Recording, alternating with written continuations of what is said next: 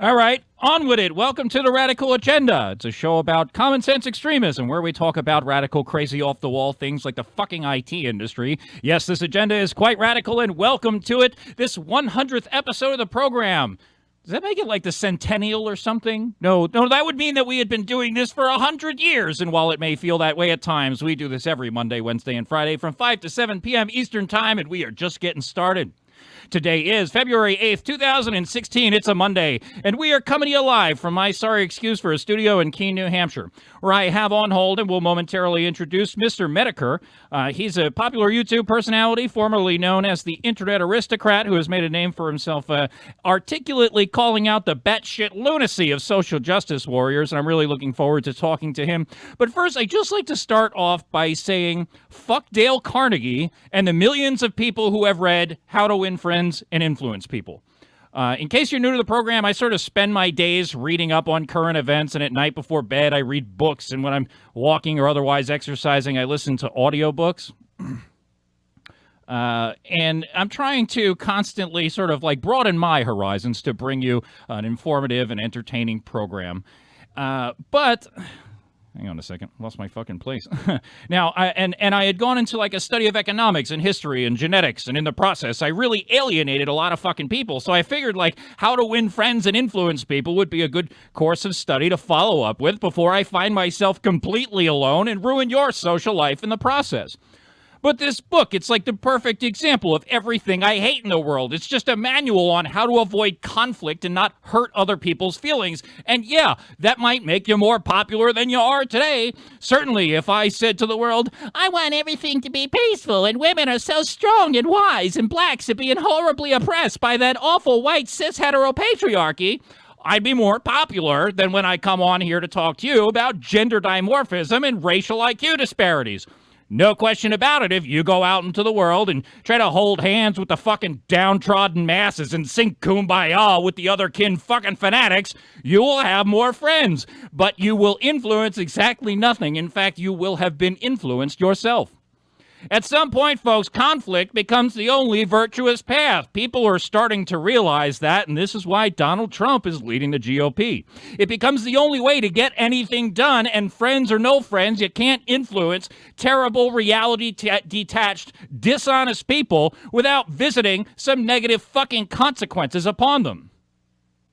You know, treating them like shit is the kindest thing you can possibly do, because eventually the alternative is helicopters in the right-wing death squads.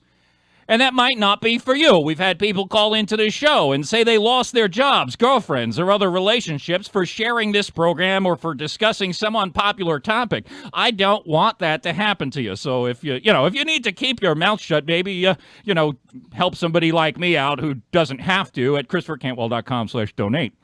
We had Ian Freeman from Free Talk Live on the program Friday, right? And Free Talk Live is a nationally syndicated broadcast radio show that I used to be a co-host of until I got branded a racist and fired, as a lot of you already know. But Ian and I are still friends, so, he came into the studio on Friday, and a lot of people complained about it, even though I told you on episode 98 that portions of it would be like nails on a fucking chalkboard. Ian's one of these reality-denying autistic libertarians who refuses to accept the world for what it is, and he will do these insane logical backflips to justify his egalitarian narrative. And that's what happens when your method of influencing people involves trying to make everyone happy and appeal to as broad an audience as possible. That's what happens when you're in the ad sales business. Now, we don't do that here. We don't kiss no fucking asses. We thrive on conflict and confrontation, and we can only do it with the support of you, the listener, at ChristopherCantwell.com/donate. So without further ado, let me bring Jim on the line here. Jim, welcome to the Radical Agenda. Thanks for being on the program today. Oh, thanks for having me on. Fantastic. Yeah, I had first stumbled across your work when a channel called Atheism is Unstoppable had re-uploaded a video titled Internet Aristocrat Explains SJWs, and I had subscribed to that channel, and I commented on it. I said, "You're my hero, subscribed." And a bunch of people explained to me that the proprietor of that channel was not the original creator. They directed me to you, and I've become a huge fucking fan since, so it's a real honor to have you on the program today, so welcome to it. Yeah, I'm glad you like the video. A lot of my stuff is mirrored on multiple different accounts, so it's not uncommon for somebody to stumble on something that's older and then think that's the channel that it's on, and then wonder why nothing else is getting released. Yeah, exactly. But when I did found it, one of the things you did recently that I really enjoyed, you had Dean Esme from A Voice for Men on. And your video description contained the words something to the effect of "caution: this video contains rape," and and I thought it was a really accurate description because you took this guy to the fucking cleaners. Well, yeah, I didn't know who or Esme was. I was talking about there was a reporter from Forbes, an economist there, that was talking about the events in Cologne, and they were putting forward this ridiculous notion that the rapes that took place weren't actually by refugees. They weren't by anybody from the Middle East or from North Africa, that they were in fact neo-Nazis. They were secretly disguised as Arabs in an attempt to make people want refugees to leave, which is the most insane thing I've ever heard. And so I was arguing with this woman, and all of a sudden Dean Esme shows up and starts screaming at me that I am a racist bigot, that I lead lynch mobs, that I get homosexuals thrown off of rooftops in the Middle East, the typical kind of shit I'm used to. And it just kind of escalated from there, and I eventually brought him on. And within the first few minutes, I expected a debate. I expected him to show up and argue with me because he said I was wrong about everything. But within the first 2 or 3 minutes, it was, "You're right, Jim. You're right, Jim. You're right, Jim. You're right, Jim." Yeah. Until finally I said something that did, get him upset, and it devolved from there. But he talks so much shit on Twitter, and I was expecting him to bring his A game, and when he showed up, it just fell apart. He doesn't have a fucking A game. He doesn't have one. And it's funny to me because I used to be a contributor at A Voice for Men, was why I thought it was so fantastic. And Esme actually had come after me, right? So I was writing at A Voice for Men. I thought both of us, not a big fan of the feminist fucking whack jobs out there, of course. And so I figured that Voice for Men would be a good place for me to be writing. And I at some point lumped feminists in with the left wing of politics. And Esme, of course, jumped down my fucking throat like I was taking like, "We're nonpartisan here," and they like kicked me off the blog, and of course they went and found other excuses later on, but that was the initial reason for doing it. And so do you know in regards to Esme, because like I said, I had no knowledge of who he was before our debate. During our debate afterwards, I found out, is he kind of like, is he and the people like him, are they kind of like Atheism Plus? Did they show up to talk about men's rights and stuff like that, and then start injecting this kind of left-leaning ideology of let's just be nice to everybody, let's not say mean things, that kind of shit? I don't know when or how it started, but they certainly have sort of become, if you will, feminism for men, or bearded feminism. But I repeat myself. And so they definitely became like this egalitarian sort of, hey, we want to play a victim narrative for the males, and I think that it sort of does figure into the Atheism Plus thing, which is something that you had mentioned in the Internet Aristocrat Explains SJW's thing too, which I thought was fantastic. They started adding to it, right? It's no longer about false rape accusations. It's no longer about why gender roles work out the way they do. It becomes this whole egalitarian narrative where we're all supposed to be the fucking same. And it just gets completely fucking out of control. And I've warned Paul. Paul Elam is the original proprietor of A Voice for Men, and then Esme is one of his editors or whatever the fuck his role is over there. And he's just been further and further getting involved with these left-wing lunatics. And I'm like, you are going to fall down the same exact path as like everything else. We've talked on here before about Robert Conquest's 3 rules of politics. And the second rule is anything that is not explicitly and constitutionally right-wing will eventually become left-wing. And it appears to me that's what's happening over at AVFM.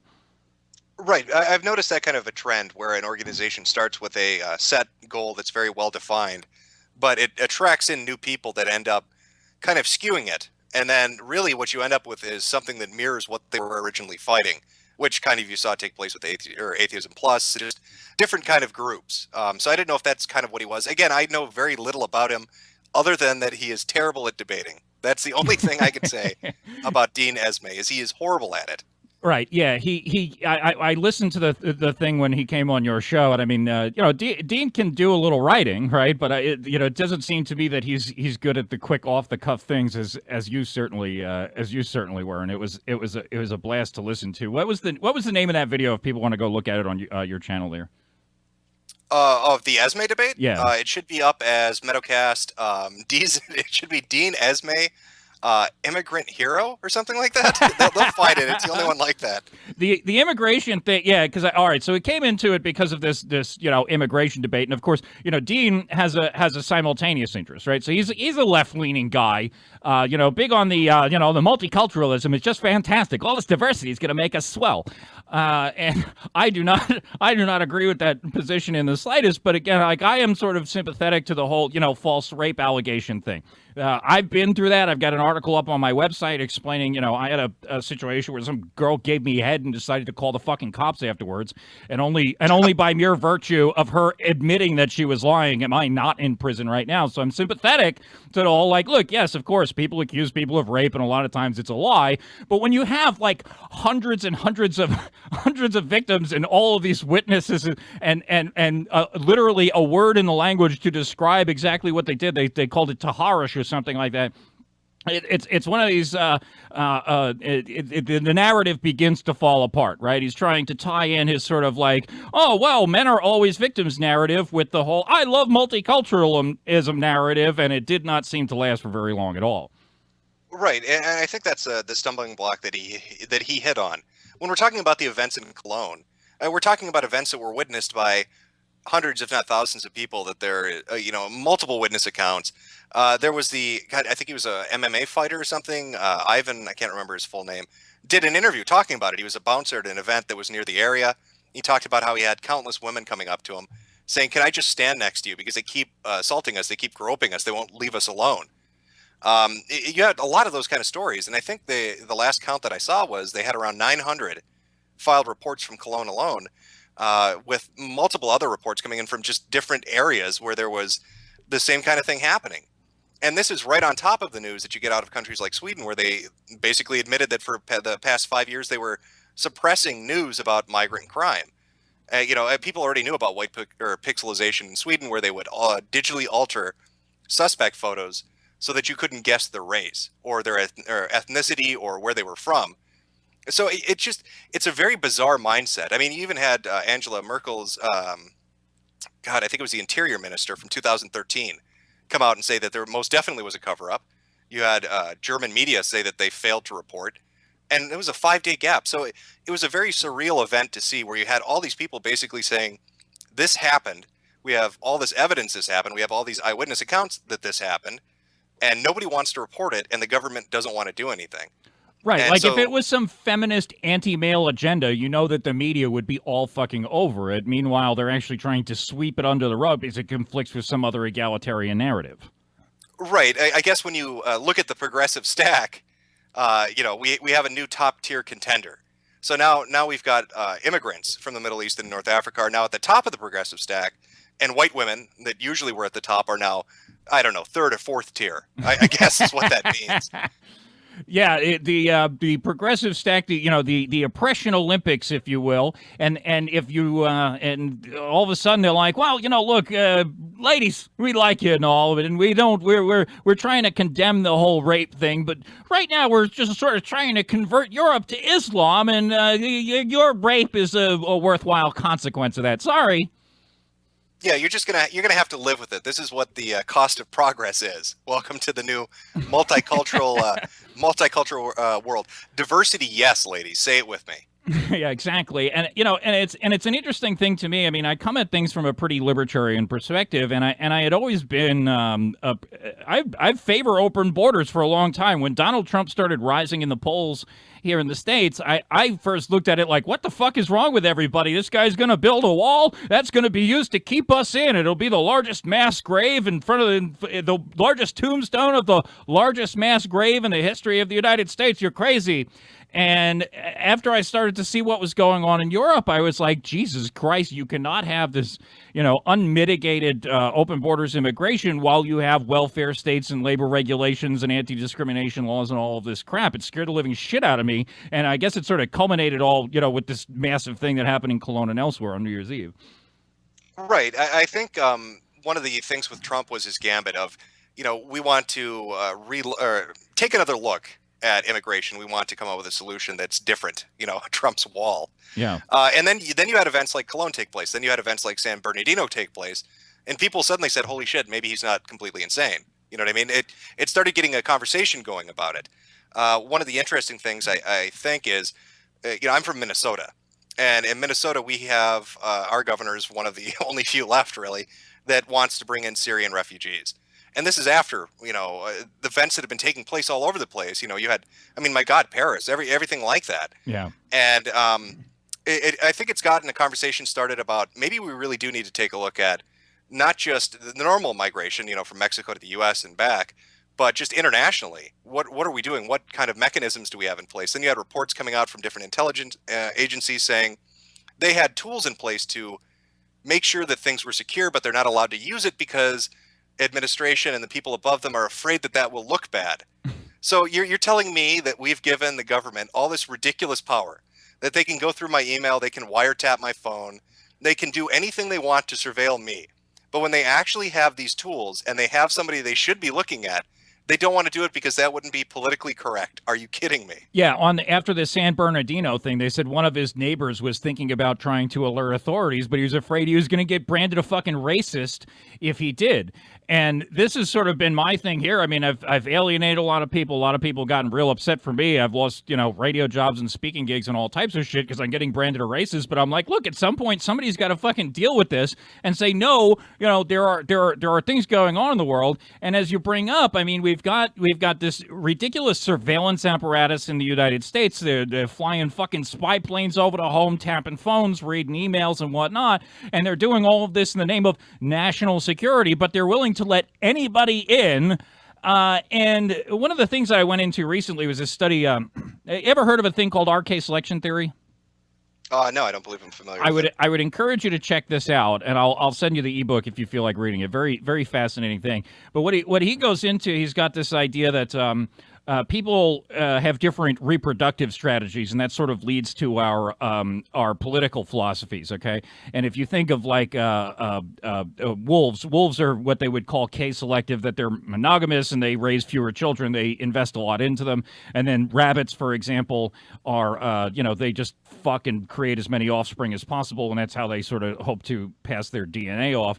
And he equates this to like wolves as conservatives and rabbits as liberals, and I might be doing a very poor job of explaining this in a brief period of time. I'm sorry, but what he's explaining is that the left sort of wants to create an environment that is conducive to their rabbit-like nature, where predation is random, where it has nothing to do with your ability to defend yourself, where it has nothing to do with your physical fitness or your ability to your willingness to fight, but rather that it's random. So they disarm the populace and import people who are going to create all manner of conflict. And whether or not it's the fucking rabbit people trying to destroy us or not, it seems to me as if there's people who want to create conflict.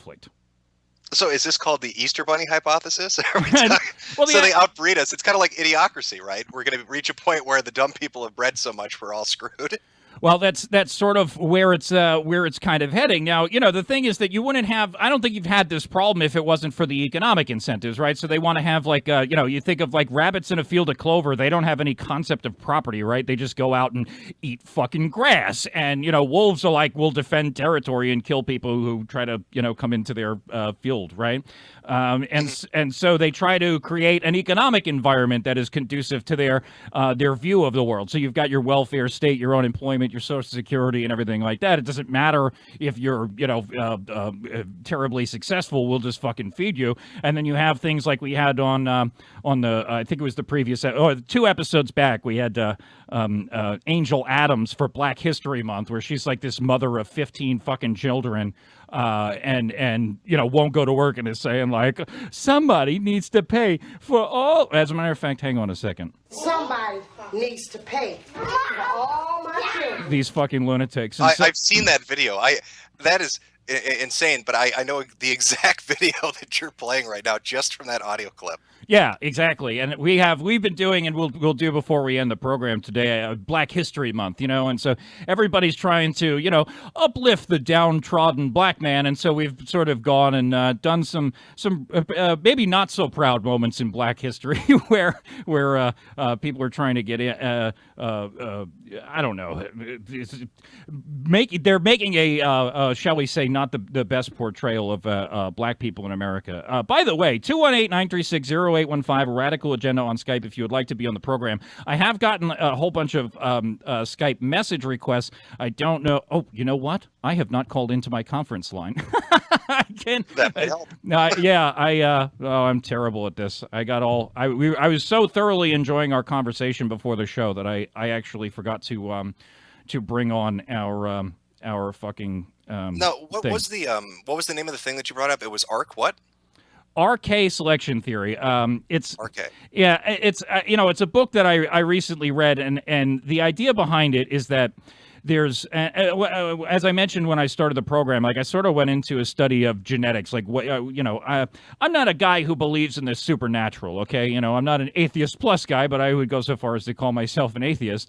And so I try to find biological explanations for the things that are going on in the world. We are matter and energy, right? So, whatever thought I have going on in my head is not something that was, blessed to me by some fucking higher power. It's a chemical process in my brain, And so people, the idea behind it is it's a theory of evolutionary psychology, where let's say you grew up in an environment, or some group of people somewhere came up in an environment where they had just food was plentiful, right? Resources are everywhere, and they don't really have to worry about agriculture, right? We just have everything that we want is here, and you were in this environment with copious amounts of resources. We can breed indiscriminately, right?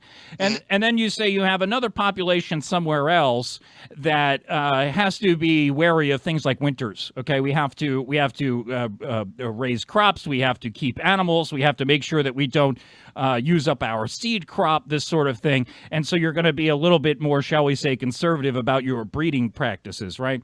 And these things will be conducive to different types of thought processes, right? And they'll have an impact on the evolutionary psychology of those peoples. And so so how does something like RK then? How does a selection theory? How does that play into something like Strauss-Howe generational theory, where it's you've heard the argument, and I'm sure we're seeing this take place right now, where we've had a very politically correct kind of environment for, I'd say, the last 20 to 30 years, I think is fair to say, where we've seen a lot of social justice, we've seen this kind of mentality, this left-leaning mentality. But a lot of people have really started to notice, and I think you've noticed this with the Trump presidency and just the actions of different organizations and individuals, where the pendulum is now it's kind of shifting, it's swinging back more towards the conservative side. When you look at something like Strauss-Howe, they talk about how the generations that follow one another kind of almost follow a cyclical pattern, where it's basically fuck you, mom and dad, the theory.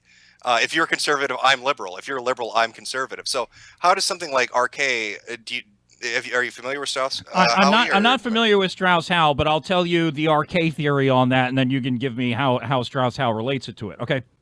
So it is sort of cyclical, and it has to do with resource scarcity. Okay, so in the presence of copious amounts of resources, then the theory goes that people will tend to lean more liberal. That when resources are readily available, you're a little less concerned about, shall we say, property rights. You're like, okay, fine, spread the wealth around or whatever like this, and this is the environment becomes conducive to that way of thinking. Whereas if there are scarce resources, then there's a tendency upon the society to care more about resource scarcity and property rights and that sort of thing. But on top of that, these things, there's two parts to it. One is just the biology of it, but there's the resource scarcity. That's that part. And then the other part would be, he makes like the example, say, at World War II, you have a bunch of people go off to fight a war, and he says that most of the case-selected people will be, go off to the war, and then a lot of the males who are left behind will be more R-selective, and they'll have this massive breeding opportunity, and you have this group of people who are bred in one environment, and then the soldiers all come home. When the men are away, the cucks will play, essentially. Precisely, right? The defenders of society have gone off to die, and you've got the new male basically left behind to breed at an exponential rate and change society. Precisely, and then when the soldiers all come home, then they have this massive breeding opportunity, and then they come, not so long after, and that's sort of these because of these cycles that you will have different narratives become prevailing at certain periods of time. And one of the things that he talks about is sort of that whereas the theory is that liberals. There's sort of this narrative that goes on that liberals don't like warfare. I don't find that to be true. They sort of fight warfare in like a half-assed pussyfoot manner, right? And so they'll continue conflicts for long periods of time, which we've seen with Barack Obama going and like leafleting ISIS before he bombs their trucks or whatever. Hey guys, we're gonna break your shit. You might want to get out of here. And so this goes on, right? And it seems the theory would be that, this is a thing designed to prolong conflict, to send more of the warrior class off to die in order to advance their evolutionary advantage. Okay. Yeah, that's really interesting. Yeah, I'm not familiar with it before this. It's something I'd probably definitely read up on because it sounds like an entertaining read at the very least. It's certainly, yes. Yeah, there's no question about it that it's a very it's a very entertaining read. Let's take a caller here. Let me see here. Let's go to Ryan on Skype. Ryan is on Skype. If you're trying to get on the program, you just send me a Skype message and I will call you, as I have just done with Ryan. You're on the Radical Agenda. What's your agenda? Ryan going once. All right, nice try, Ryan. Thanks anyway.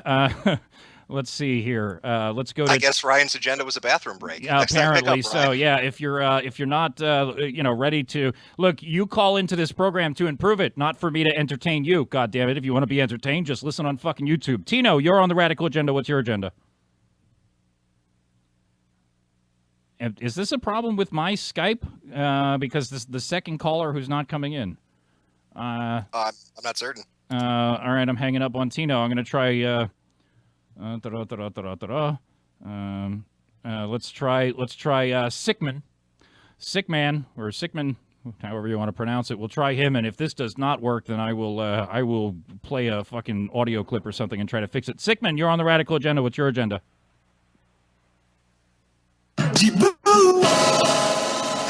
Okay, stupid fucking assholes. All right, well, at least that means we've got audio. Audio is functioning perfectly well. Audio's functioning perfectly well, and we've got assholes who like to Skype in and play fucking clips instead of participating in the program. Let's go to Beyond Sadness is on Skype. Beyond Sadness, you're on the Radical Agenda. What's your agenda? How's it going? Can you hear me? Yeah, I hear you fine, pal. Go ahead. All right. Not much, just Did you really just call into a fucking radio program and say not much when I asked you what's up?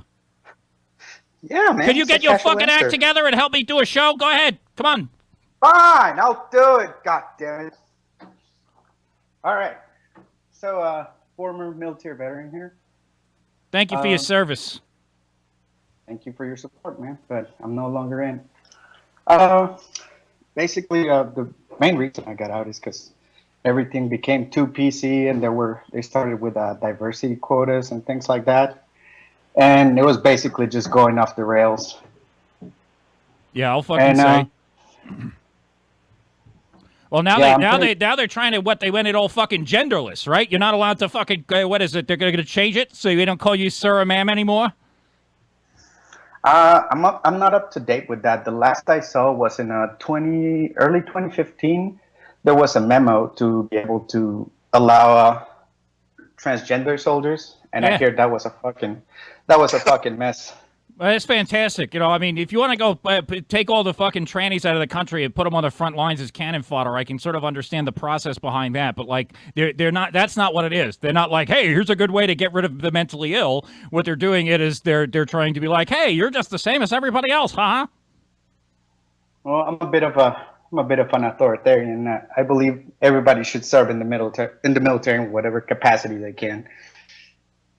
Well, I can understand why you would feel that way. I generally don't, but that's more or less because I despise the fucking government that presently stands, and I don't really feel like going and dying for the state of Israel. But I can understand why you would feel that way. It's more of a thing of growing up, being an adult. It helps you develop a certain professionalism and self-awareness. You know, you But get pushed to your boundaries. You say, "Oh shit!" It doesn't seem like they're really conducive to that now, right? I mean, they're trying to turn it into another fucking kindergartner thing, like they're doing in the fucking universities, right? They're trying to make it all sensitive and whatnot, right?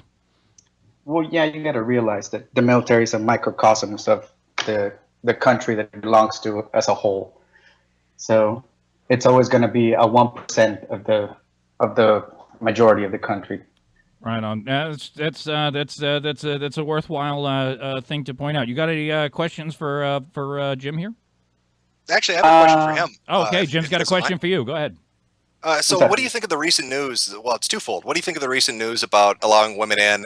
Do you think it's going to impact the training standards we have right now in the military? And then the second one is, do you think they should be drafted? That's the conversation going on right now. Second question, yes. First question, yes as well. Because already, I think I sent you before a couple of tables where you can see the skewed standards. For example, women get to have 10% extra body fat than men do. Which is also ridiculous. Yeah. I mean, I don't think tits would account for all that. But no, they definitely wouldn't. The other thing would be the physical fitness standards are really, really fucking skewed. When I was married, my wife was also in the military, and for her to pass her test, it wasn't for her to pass and max her test. It wasn't even enough for me to actually pass mine.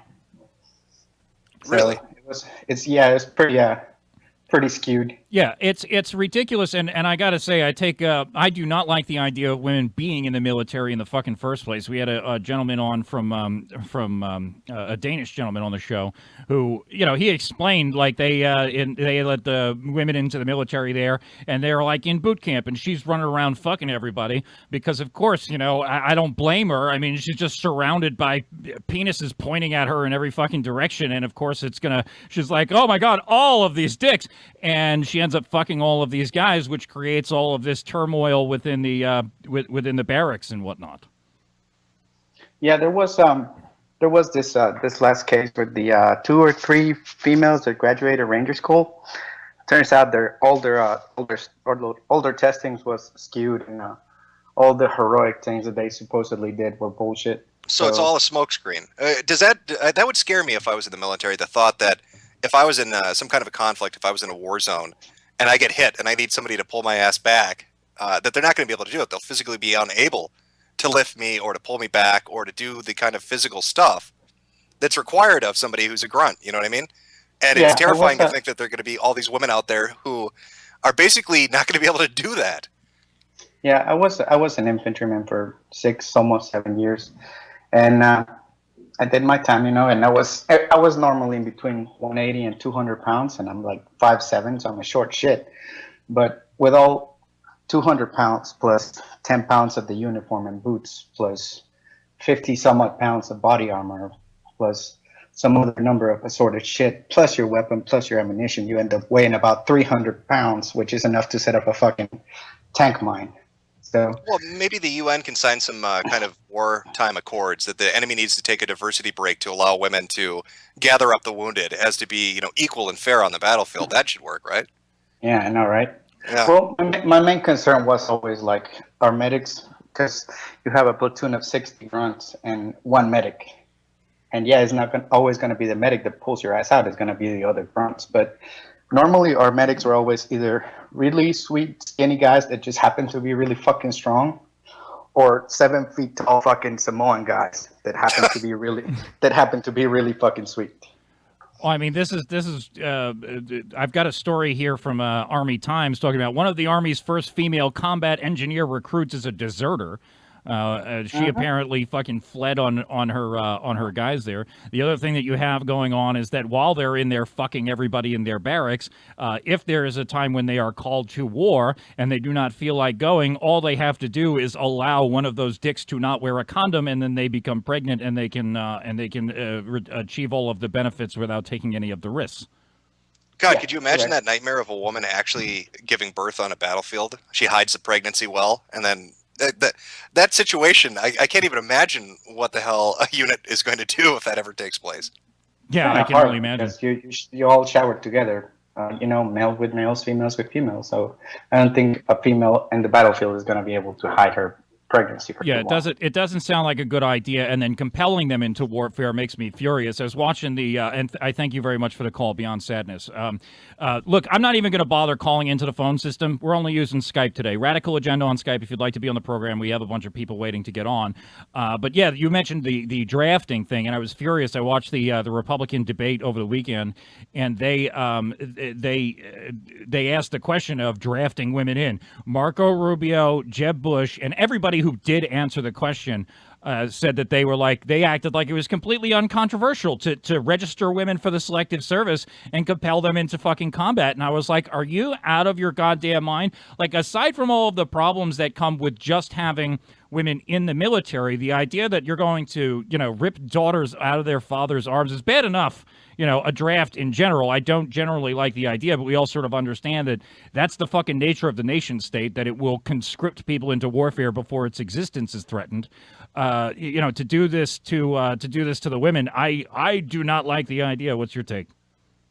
I think what we're seeing right now is, sometimes the best way to win an argument is to intentionally lose it and to give the other person exactly what they want. And I think what we're seeing from a lot of people in the military and a lot of politicians is exactly that.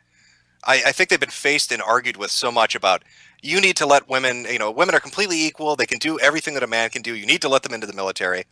So I think it's reached the point where they're like, you know what? Okay, we're going to give you exactly that. We're going to let them into the military. We're going to let them do everything that a man does. We're even going to draft them.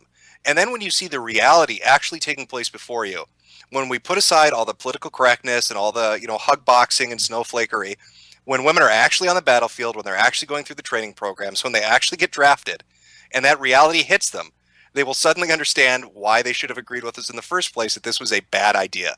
So I get the feeling that that's kind of what we're seeing, is they're like, okay, give them what they want. That's what they want. Let's just give it to them and let them see why it's a mistake. At least that's my hope. I really hope they don't think it's a good idea. Well, I mean, I think I sadly think that we're about to get exactly that they're gonna get this lesson, and I am not looking forward to it. I mean, I do not like, I obviously don't like the feminist, give us all the equality in all the socially valued areas and then hold us responsible for nothing. I don't like that. But I also, I'm not looking for gender equality. I think that there are fucking roles for us to play here, and sending women into goddamn war zones does not sound like another one. Let's Ryan was trying to get back in. Let's see if he fixed his shit. Ryan, you're on the Radical Agenda. Can you hear me now? I sure can, buddy. What's up? Excellent. Okay, so I want to bring up the this backdoor Obama gun grab with the mandatory depression screening that they're trying to push through. I know they just did something with HHS and something with the HIPAA and being able to work around so that they're able to share information with, I guess, whoever keeps track of what government agency makes sure that you're not allowed to buy guns if you're crazy. I don't know if you guys have heard about this at all, and it's been in the news a little bit. A little bit. I've heard a little bit about this, but why don't you explain it so people listening can better understand it? Well, all I've seen is basically what I've been consuming from InfoWars and Alex Jones, and I know it can be a little over the top, but I think he's kind of spot on with this. But the basic idea is they're pushing for all your health insurance to forcibly provide you depression screening, and possibly even making it something, I believe, where when you sign up, you have to go through and do it, so that everybody has to go through a depression screening. And then if you have a bad day and you say that you're even moderately suicidal, that then kind of gives a legal opening for gun confiscation. That's kind of my basic premise, basic understanding of this issue. Are they going to do that with everything? Like if I want to go buy silverware set, are they going to take the knives away from me? Do I need a depression screening for that? I might cut my wrist. Maybe take the car away because I might drive it into a wall. I don't know. I mean, it's this weird, uncomfortable kind of poke to see how far can we go in this kind of overextension that, it could be a really nightmare legalish battle. Imagine if Hillary gets in, they're able to actually follow through with this, continue down this policy path. And then like how hard it is to just get off the terror suspect list if they like mislabel you. I remember hearing something like, well, congressman got put on there by accident, and it was like 6 months with even all his connections and the legal process that he had to go through to be able to fly again. I mean, that just sounds like absolute insanity. I mean, that's something yeah, that's and kind we do not have the benefit of going to court and contesting this. I think the congressman was I believe Senator Ted Kennedy, I believe it was. And he's obviously got some privileges that you and I do not have. Hate to harp on privilege on this program, of course, but senators certainly have a little bit better access to the government apparatus than the average citizen. I mean, there was the terrorist watch list. They said, I had a story recently, something like several dozen Homeland Security Department employees were on that list. oh, that's crazy. Yeah, and I recently went through this. I'm sorry, I recently went through this. I still haven't been approved. I actually I went to go buy some firearms. Regular listeners of the program will be familiar. I went to go buy a couple of guns over at the local gun shop here, and my purchase got delayed. And I was sort of doing this specifically because I was afraid of these executive orders coming down the pipe. And this is nearing a month ago. They delayed the purchase. The fucking Department of Justice still has not gotten back to the gun shop. Luckily, if they don't get back to them within 3 days, the gun store has the discretion to release it to you, and I got my fucking firearms. But they're going crazy with this. Have you already seen them do it with the vets? I remember it was some southern little town where the sheriff was actually going to go there and like confiscate this guy's guns, because if you can't do your own taxes, you can be declared as like mentally incompetent and not able to take care of yourself, and that's a backdoor for confiscation. And like people in the town again like came to this guy's house and formed this little barricade, and then I think the sheriff said that he refused to enforce it or whatnot. But that I just it's very Orwellian and kind of frightening. Yeah, it's completely the gun thing is fucking bonkers, and they I don't know that they're specifically discriminating against vets, but this is the thing that they're always talking about. Whether it's they're trying to find any excuse to knock anybody off and not allow them to buy, and it's getting completely out of control.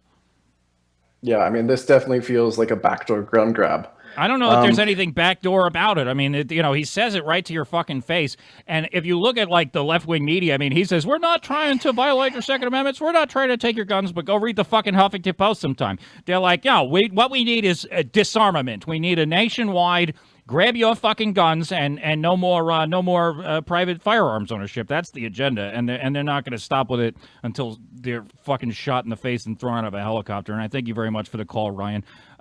Let's see. We've got who else we got here? Tino's trying to. Tino says he fixed his shit. We'll try him again. Let's Tino, you're on the Radical Agenda. What's your agenda? Are you fucking serious, bro? Jesus Christ! I need a call screener.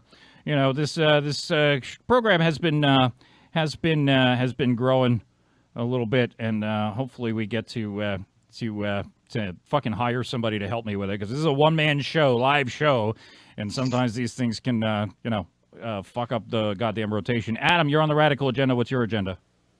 Hey, what's up? Hey, Mr. Mediker. I'm back. Hello, Adam. You remember me? Yeah. The mathematical Jew. Yeah, welcome back.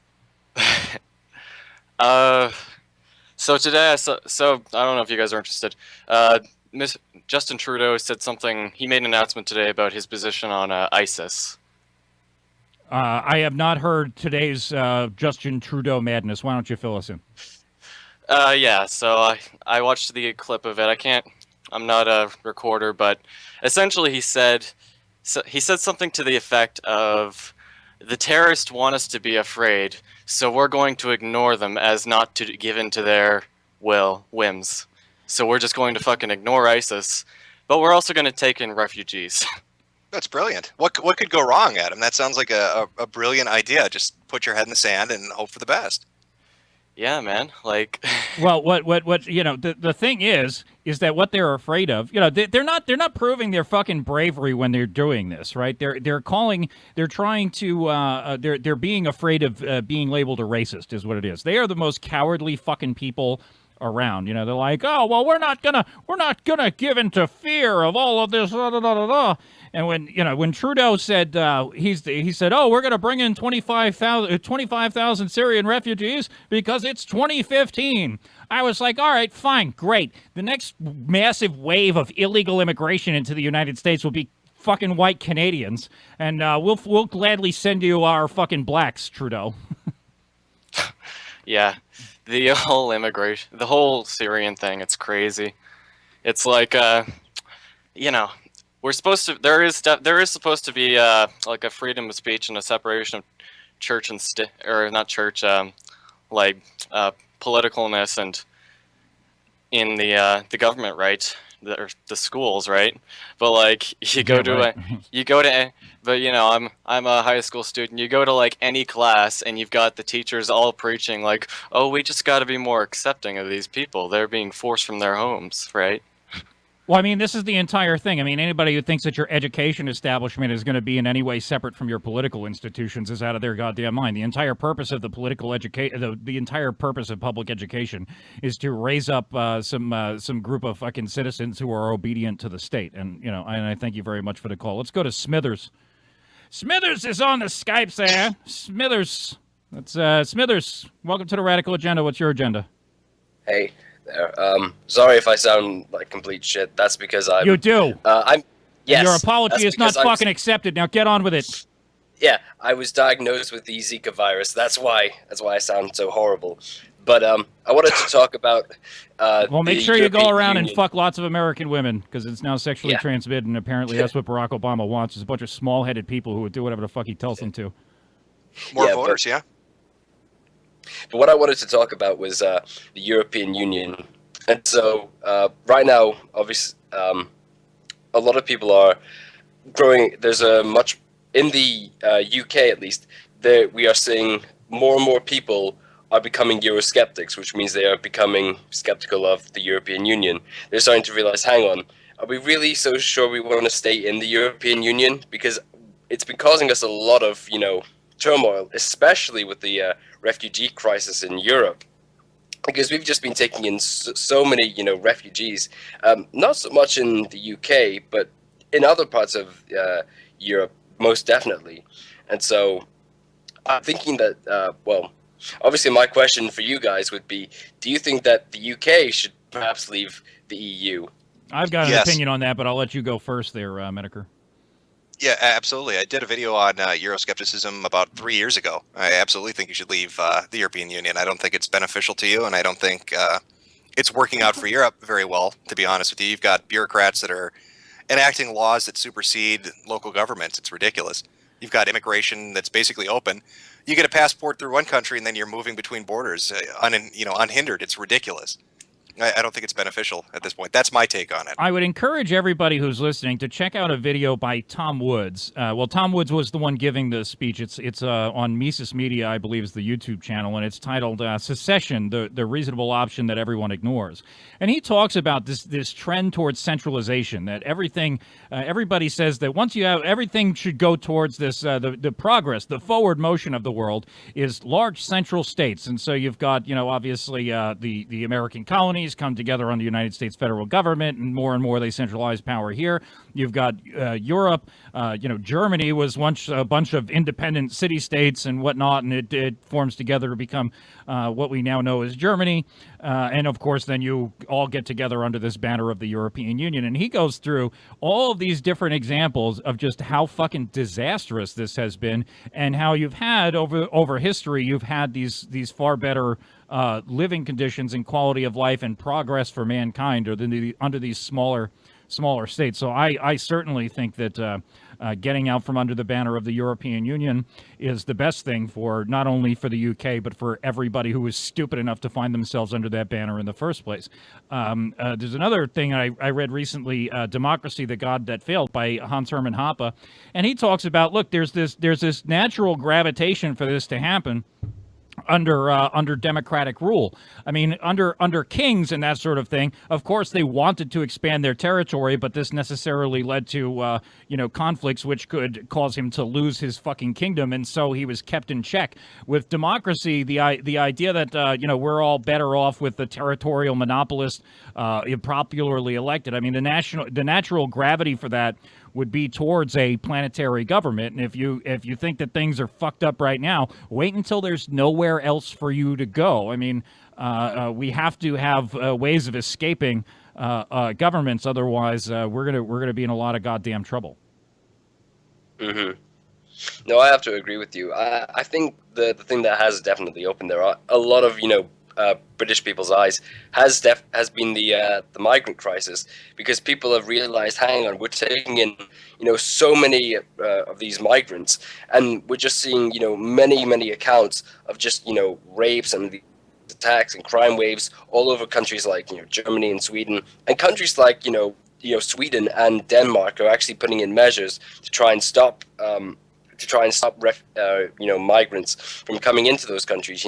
Sweden is now what is it, deporting 80,000 migrants, or what they say, and which Denmark does not come implemented. naturally to Sweden. I mean, inclusivity, hyper inclusivity was as close as Sweden had to a national religion.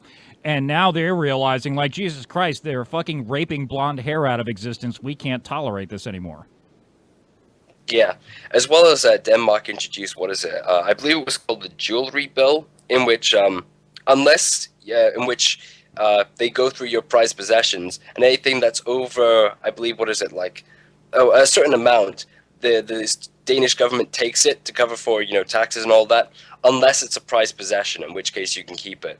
So I have to. Of course, then all these fucking liberals who have no regard for private property whatsoever, who are like, let's tax the fucking crap out of our own citizens, are like, oh my God, you can't take anything from the refugees. Yeah, but also Denmark have been doing other things, such as on benefits, in order to try and stop, just as a kind of way of saying, if you're a refugee, don't come to Denmark. You do not want to come here.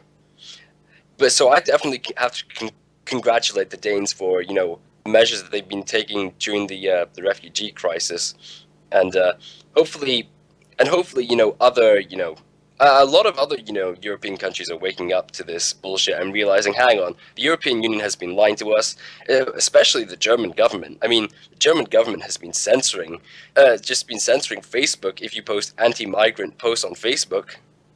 Oh yeah, I'm presently post blocked from Facebook because I said after Cologne, not even me, but somebody on a page that I also admin, Gun Rights is the name of the Facebook page. Somebody posted a post that said, hey, these people should have been armed so they can fucking defend themselves when this shit happens. And Facebook banned all of the admins of the group, and I got 30 days fucking post-blocked from Facebook because of this shit. I've read on here before, there was the thing with Zuckerberg had a hot mic next to him talking to Angela Merkel, that they're saying, hey, you need to, clamp down on this hate speech, because all of a sudden, migration is not a fucking race, but, now this behavior, if you talk against this behavior, now you're a fucking racist.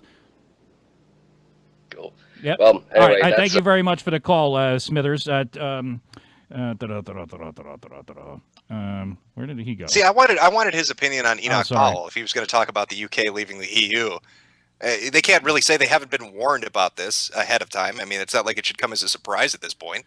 Well, I mean, that's exactly what it is. You'd think that, unfortunately, people have better hindsight than foresight. Sadly, let's go to Brian. Yeah, I'm sorry if we. I'll try to make sure that you get whatever point you have out before we go on to next callers from now on. I apologize. No, that's fine. It's fine. It was a passing thought, not a big deal.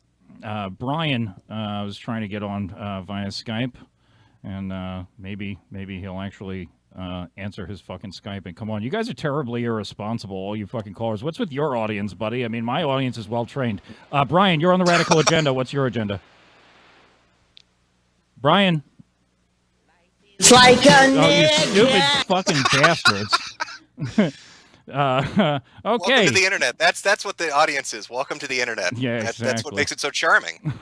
All right. Darren is on Skype. We do have a lot of the Skype callers. You're a popular guy. Darren, you're on the Radical Agenda. What's your agenda? Hi, Chris. I just want to call in about some, I have like two things on the refugee crisis. Yeah, go ahead. One is from RTs at Germany. They're paying some migrant countries like Morocco and Algeria to take back the refugees. And some of these countries are not accepting the money to take these refugees back. Of course they're not. They're like, it'd be nice to have the money, but you know how much we've got to pay to take care of the lowest fucking forms of life that our society had to offer? That's why we sent them to you. Mm-hmm. And you know, it is actually an invasion that is going on that these countries are doing to Europe because, you know, the thing is that they can't defeat Europe and Islamify it via war. They have to do it by migration and fertility and ruining their fertility. What do you think? What do you think about that, Jim? Do you think that it's an effort to Islamify Europe? I think you're going to have a caliphate if people don't pull their head out of their ass and start dealing with the actual immigrant issue before them. These people have been pretty outspoken about what they want to have happen. I don't know how anybody can live in the delusion that that's not what they want. Multiculturalism doesn't exist. It's their culture they want, and they will install it if they're allowed to.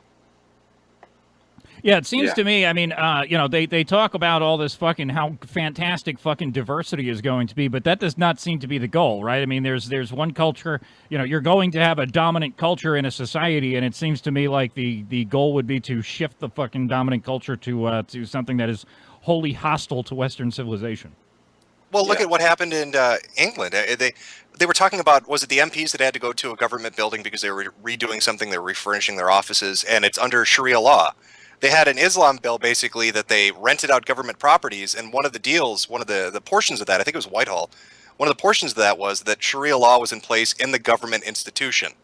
So, you know, like Dean Esme was telling me, they don't want a caliphate, they don't want Sharia law in place in Europe. That's ridiculous. You have government buildings in England right now that are under Sharia law, and that government officials must abide by Sharia law when they are on premises.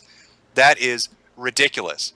Yeah, and you've got these, you know, in France, they've got the no-go zones, which nobody, you know, some people deny are existing. But, I mean, you see videos from these places of people, you know, harassing people on the streets. You're not allowed to have alcohol here. This is, you know, is Sharia law and shit. I mean, it's happening all over the place. And the idea that, I mean, just, yeah, I mean, you don't even have to get into anything sinister about it to say so. I mean, how much more would I like it if the entire world thought like me? Right? I mean, if I could go and force everybody to think the way I do, believe me, the temptation there would be there to fucking do it. And I don't put it past other people to do that. And if you're from a culture where it's okay to violently force other people to do things, then it would stand to reason that that'd be your course of action. Yeah, and another thing I wanted to point out was from this BBC article about the African migrants start going to Israel. Is that Israel pays these migrants to leave, and what the African migrants are like an idea, like sending them on like the African migrant provinces, that they use this money to just travel to Europe.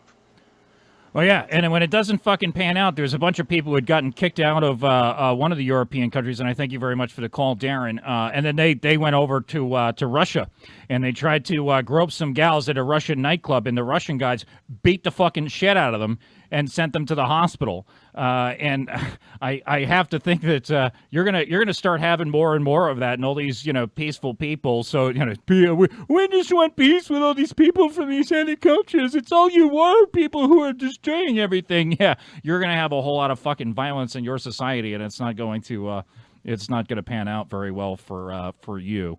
Let's go to let's bring David in here. David has a story from the International Students for Liberty conference that he wanted to tell us about. David, you're on the Radical Agenda. Hello, can you hear me? I hear you fine, pal. Go ahead. All right, sorry, I am having... Broke some gals at a Russian nightclub, and the Russian guys... Hey, you gotta fucking... You cannot... Jesus Christ. Do you people never fucking listen to talk radio? You don't know how to fucking mute your shit before you call into a radio program?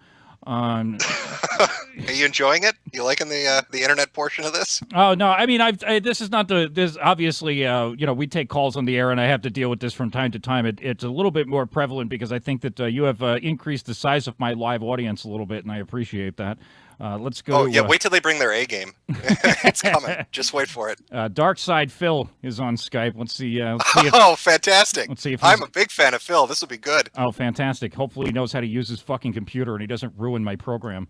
Oh, please pick up Dark Side Phil. I think you can bring just a world of wonder to this conversation. Dark Side Phil going once. Call failed. Sorry, Phil. Let's see. That's Phil for you. You can't ever get that computer to work. Savage Pleb is on Skype. Pleb, you're on the Radical Agenda. What's your fucking agenda? My agenda is, Jim, where's the new fucking video? Oh, I know. That's I'm terrible, aren't I? I need to get. Yeah, I yeah, need to be absolutely punctual. I never do it. Oh, and I see you've brought your chat in with you tonight. I think Christopher's going to absolutely love that. Oh, he's gonna. It's gonna be great. It's gonna be just some Gonna be A+ great. top tier stuff. Yep, it's gonna be great. Yeah, I had, It's like I had to poetry. ban a bunch of flutters. They were fucking filling the chat up with stupid shit about their fucking assholes getting filled with something or other, and I had to fucking block them. But it seems to be under control now. Oh, you just wait until the 4chan crowd really wake up. They're going to make they're just going to light your stream up, mate. All right, what It's gonna else be a is good going time. on, buddy? Well, tell you what, I've got I suppose my agenda tonight is I'm actually a university student myself, so I'm pretty much at the center of the bullshit, so to speak. Okay. Here in Europe, right at the center of it. Got a good. And what's good old view on tell that. us about it then? Well, the refugee crisis, basically, it's worse than you in America are hearing about it. It really is. Speaking from the UK, we don't really have any problem with it at the moment, so there's nothing that's affecting me or anyone I know directly. But I've heard a lot of stories from people I know who are living in other European countries, for example, people in Croatia. I've heard from some friends I spoke to over there, people actually being kicked out of their university dorms to make way for refugees. So people who have paid in to the system, to the university system, to have their dorms set up there, they've been told by the universities, you're leaving, we're putting in refugees. And, stories from France about, I mean, I'm sure you already know about the no-go areas in France, in Paris, places like that, in Didn't Belgium something similar especially. happen in Germany where they were kicking people out of their apartments to make room for refugees? And it wasn't just people on government assistance; it was actual people that had their own apartment they paid for were being relocated. They're being relocated out of their own property. That's correct. I actually do have a friend in Germany. He did tell me about that. He didn't say he had anybody who he knew personally who had that happen to them. But yeah, that is happening. It's like I said, you won't hear about this stuff in America because you only hear about it from word of mouth, even within Europe.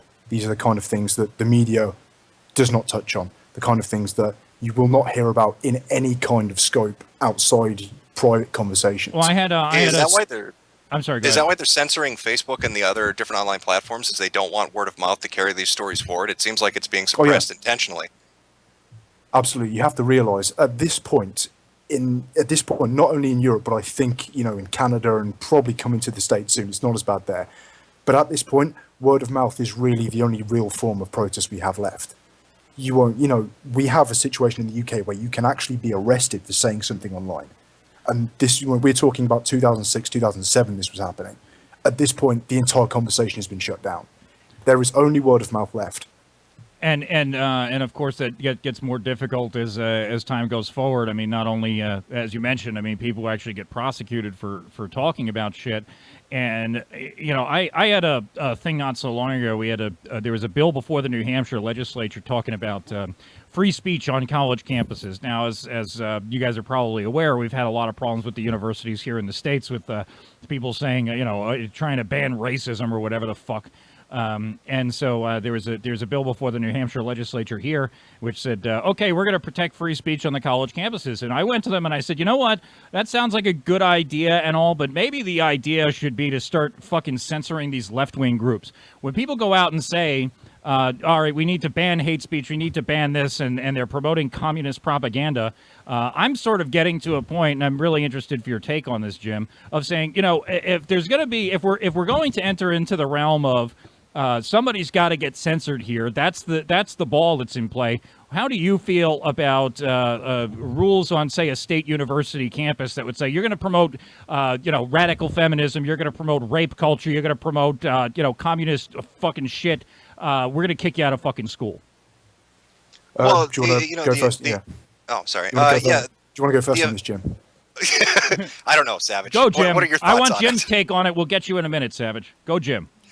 Oh, okay. Yeah. It's the ideology of the people in power that's going to be the accepted ideology. So the reason you're seeing this on a lot of college campuses where they can say these really left-leaning statements and not get any kind of pushback, but if you say something that's a little more conservative or something that is, well, let's be honest right now, right-wing and conservative is a counterculture, you're going to be punished. They have trigger warnings on syllabi. They have safe spaces. They want to enforce speech codes. They want to drill out people that disagree with them. And I mean, you want an example of how crazy this has gotten? I can give you the absolute Perfect example. There is a Twitter account called OU Against Harassment. It's at Speak Up OU. And this was set up by college students at an Ohio university. That basically, if anybody is accused of any kind of sexual proclivity, if they, somebody says, oh, they're sexually abusive, they have to have no proof of it whatsoever. These people will post their information publicly and try to shame them publicly. The college is aware of it. The college has done nothing to stop it. So you have these kind of tactics that are endorsed by school officials, by these radicals, and it's not even official policy, but there's no pushback against it. This is basically an open platform for doxing students that they disagree with who have been accused of something and nothing has been proven. And meanwhile, there was just the rightstuff.biz is a bunch of guys who I think are very informative and entertaining, not shy about discussing racial topics, shall we say. They just had their web hosting get yanked because somebody posted somebody's personal information on their forum, and they got the fucking plank pulled out from under them. Right, and while these people can still flourish, the Twitter account, that is. And it's ridiculous to me. These college officials are aware of it. They know what's going on. They don't do anything. It's similar to what happened with, Emma, Mattress Girl, where she basically ruined this man's life, accused him of things that turned out not to be true. The press went along with it. The school went along with it. Social media went along with it. And it ruined him, destroyed him. And it turns out completely to be a false allegation. There's no merit to it.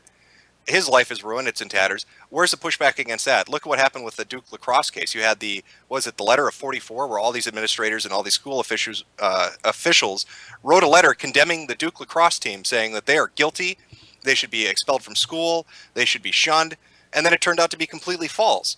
But they never retracted the letter they wrote. There was never nobody got fired, nobody got put on suspension, nobody had to make a public apology. It's insane what's going on college campuses. It happens all the time, and I mean that's why I sort of I was originally sympathetic to, as we talked about earlier, Dean Esme. It's like, okay, yes, false rape accusations happen, but of course, I don't know. This is a completely different subject. I'm off topic. Sorry. That's okay. Oh, it's interrelated. I know where you're going with it, but yeah, college campuses are shit right now. I would hate to be a university student at the moment. I would feel unsafe. I would feel unsafe to speak my mind. I would feel unsafe to date. I'd want to have a camera on me all the time. I'd have consent forms on me all the time. I'd have to have a fucking witness when I go on a date in case I might kiss somebody because I don't want to be accused of something and then socially shunned. Yeah, and have the administration. I was just saying the other night. I mean, on college campuses, you're a well-to-do white male student on a college campus, and you're getting shoved into a consent class. And then over in Europe now, we've got rape refugees running fucking rampant, and they get what there was the one girl had this sign out there. I think that more than one, but I remember this meme going around on Twitter of this girl saying, "We'll trade rapists for racists." I mean, that's literally what it's come down to, is that they're like, well, if somebody's going to go fuck a woman against their will, that's fine, but we don't want nothing of that crime think around here. Right. Wrong think is the thing they need to exterminate. That's what they really dislike. All right, Savage Pleb, wrap it up. Well, I mean, I had more points, but if you need to... Yeah, I know, but we got other callers. It's a 2-hour program. I hit top with this. Yeah. So I suppose my ending point on this would be, I think, at this point, really... You see a lot of people, and I know a lot of people who share not necessarily similar views to here. A lot of the people are a bit more left, but they aren't of the social justice view mindset. They are not of this mindset of all the refugees are great or white people are evil. A lot of people are actually a lot more red-pilled, so to speak, on what the reality is. However, there is no platform for anybody to speak about these things. Like I said, even the word of mouth is being taken away from people. All right, I think what you're going to find over is that you're going to find eventually this is going to boil over to a point where really it's going to culminate in something like a Trump happening in Europe.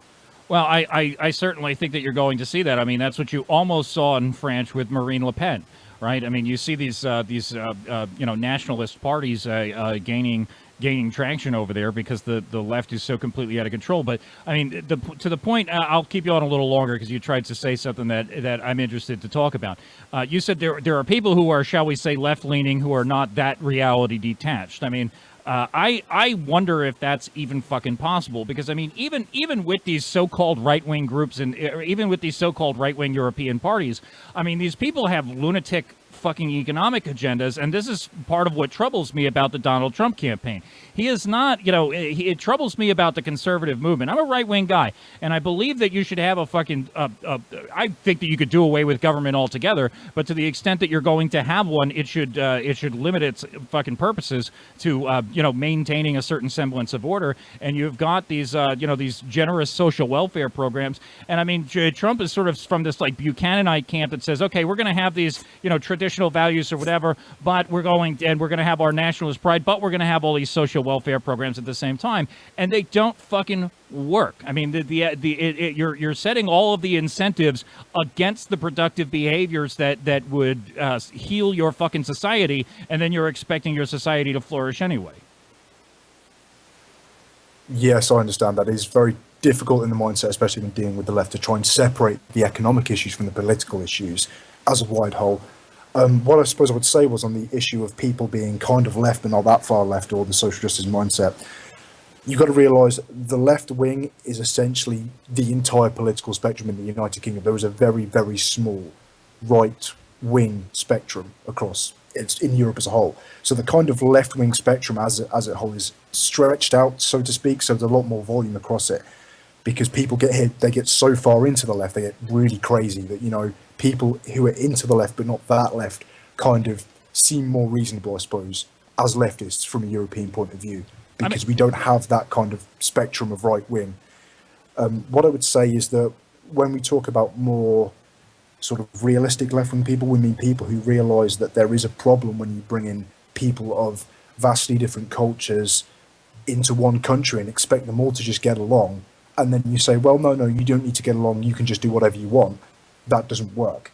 At the same time, these people would still believe in more socialist economic views. They would still maybe believe that, no, we can't believe, we can't say that women and men are different. We've got to let women fight in the army, this kind of thing.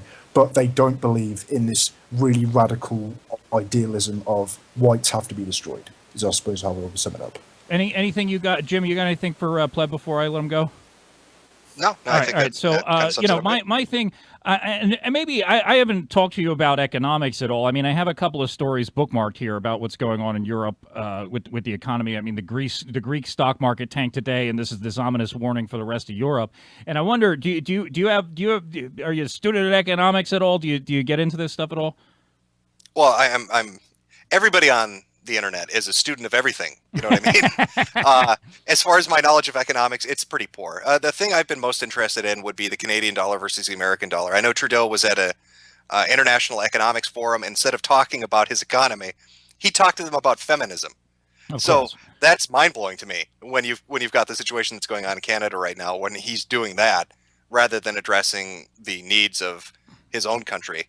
Well, it's kind of surreal. And this is, and I'm convinced, and it's troubling to me because I mean, this program, before we started getting into, before the identity politics really became the headline of every fucking topic that came up. I mean, we'd talk about economics and stuff like that, which I think to be generally of far greater consequence, but unfortunately these things have dominated all of the fucking news. Everything is feminism, everything is race, everything's a goddamn culture war, and so that has become the primary topic of discussion. But I mean, these things are incentives that are brought into the society, and they become fucking hostile towards reality attached people, businessmen and people who need to make like rational economic calculations.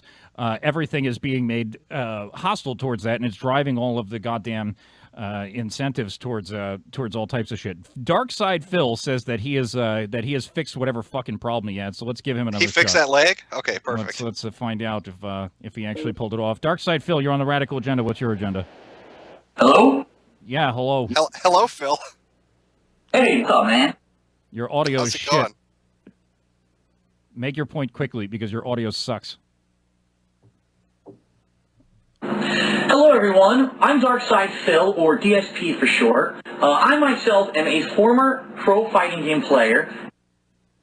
All right, whatever the fuck he's doing, I don't have any goddamn time for it. So I think he's raising money for gout. That's what I understand that Phil does in his spare time. So yeah, it's one of those internet moments. Okay, all right. Well, thank you very much, Phil, for your attempt to be entertaining. It was a miserable failure, but it was a valiant try. Quinn, you're on the Radical Agenda. What's your agenda?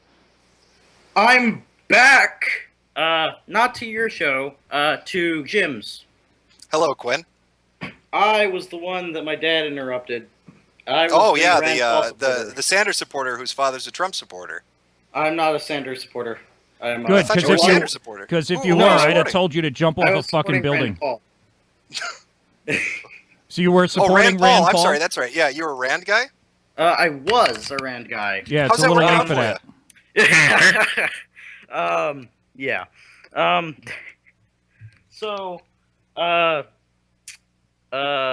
Chris. On with it, motherfucker! Say something! Convince me to vote. Well, why should I support Donald Trump over Ted Cruz? Because leftists need to go to bed with tear-soaked fucking pillows until they drown in their sleep. That's why. I want people to be so fucking uncomfortable that they kill themselves. That's what I want from leftists. I want Donald Trump to go into the White House and say politically incorrect things until leftists flee the United States of America. Let all the fucking liberals go over to Europe and fucking breed with their cucks, and all the right-wing Europeans can come over to the United States, and specifically New Hampshire. Come over to New Hampshire, right-wing Europeans. We'll build a fucking wall across the Massachusetts border. We'll kick all the fucking liberals out of here. Everybody with a Bernie Sanders sign, we'll throw them out of a fucking helicopter, and then we'll have a fucking prosperous society. My point right now, the point that I'm at, listen, like I said, with Donald Trump, not the greatest of economic libertarians. He was just, on the debate the other night, he said, we're not going to have people dying in the streets. Everybody's got to be covered. And I'm like, I'll send you Henry Hazlitt's Economics in One Lesson, you stupid bastard. But he is making the left fucking cry. And that is the greatest thing in the world, because these people, I'm convinced these people need to be fucking executed. But if somebody can at least make them uncomfortable, that's where I'm at. All right. All right. So we don't make a fucking environment that's wholly hostile to liberals, and that is why I support Donald Trump over everything. There's another thing on my website. You go to ChristopherCantwell.com, and I think it's episode 94 of the program. I talked about it at great length during the show, but I also wrote like 2,000 plus words on the libertarian case for Donald Trump. I'd encourage you to go check that out, and I thank you very much for the call there. 218. Yeah, no, sorry, don't call. Sorry about that. Yeah, he was on Meadowcast a couple of weeks ago with his father, and he backed the wrong ticket. He backed Rand, and his dad went with Trump, and you can see how that worked out. Well, I can sympathize with people who liked Rand Paul. I mean, when I came into when the primary season was starting up, I had sort of given up on the electoral politics thing. But if I was going to support a candidate, I figured it would have been Rand Paul. I was a volunteer for his father in 2012. But Rand, as I've said on previous episodes, he tried to play footsie with the Warhawks. He threw fucking red meat to the social justice warrior, and he completely alienated his father's base. And he just thought, oh, well, nepotism's all the rage these days. Just look at Jeb. And so I'll just have all of these people come support me because my last name is Paul. And it didn't fucking pan out that way. So he squandered his opportunity to be president of the United States. If he had come in there and wanted to kick the goddamn door down, I'd have been on board too. But we got a boisterous, openly racist billionaire instead, and fine, let's do that. Whoever's going to make the fucking left uncomfortable, great. And unfortunately, Rand Paul tried to rub their dicks under the table, and it didn't pan out very well, did it? No, it did not. He did not get very far. And it's a shame. It's so funny to me. I'm in New Hampshire. It's home to a political migration known as the Free State Project, and they just we talked about on a recent episode that they just crossed this goal of 20,000 people who have pledged to move here to get involved in politics or activism or whatever, and try to reduce the role of government in our lives. And a lot of these people were Rand Paul volunteers, and he didn't even make it to the New Hampshire primary. And this is what has happened. This is a problem, especially in libertarianism, that like you've had this effort to sort of like just go play footsie with leftists and shit and all these different ideologues of different varieties, and it does not work. It does not grant you any advantage whatsoever, because the leftists will always go to their fucking Bernie Sanders and their fucking Hillary Clinton. They're not going to try to advance libertarian causes. They are not going to become small government people, because you pander to their fucking ridiculous egalitarian narratives of, oh yeah, women are the same as men, and it's this terrible white cis heteropatriarchy oppressing the black man. It has nothing to do with Michael Brown robbing a fucking convenience store. It has nothing to do with Trayvon Martin trying to attack the fucking neighborhood watch. No. It's all just white racism. And people run with those fucking narratives and they wonder why it does not pan out for them. It's fucking ridiculous. Now, I'm confused. Why aren't you voting for Free Shit 2016? I thought Sanders was going to give everybody everything they wanted, right? That's the perfect solution. Free healthcare, free college, free money, right? That sounds fantastic. What could go wrong with that? Well, exactly, and that is the fucking economic reasoning of the majority of the population, and it's fucking scary to me because, of course, I think that we talked. I don't know. I think you said you hadn't watched the last Democratic debate, but it was hysterical to watch Hillary Clinton trying to be the voice of reason, Jim. Okay, Hillary Clinton not good at being the voice of reason, sir. Okay, she's trying to be the moderate on this stage with this communist lunatic who's like free healthcare, free education, free ponies for children. Oh, that's vermin supreme, but he's a more realistic candidate at this point. But it's the whole Democratic Party thing has been like, who's going to give away more? It goes from healthcare to education to a hand job, and you're like, what the fuck are you people doing? And you've got Hillary Clinton up on that stage saying like, Bernie, the math doesn't add up, and she's losing the election.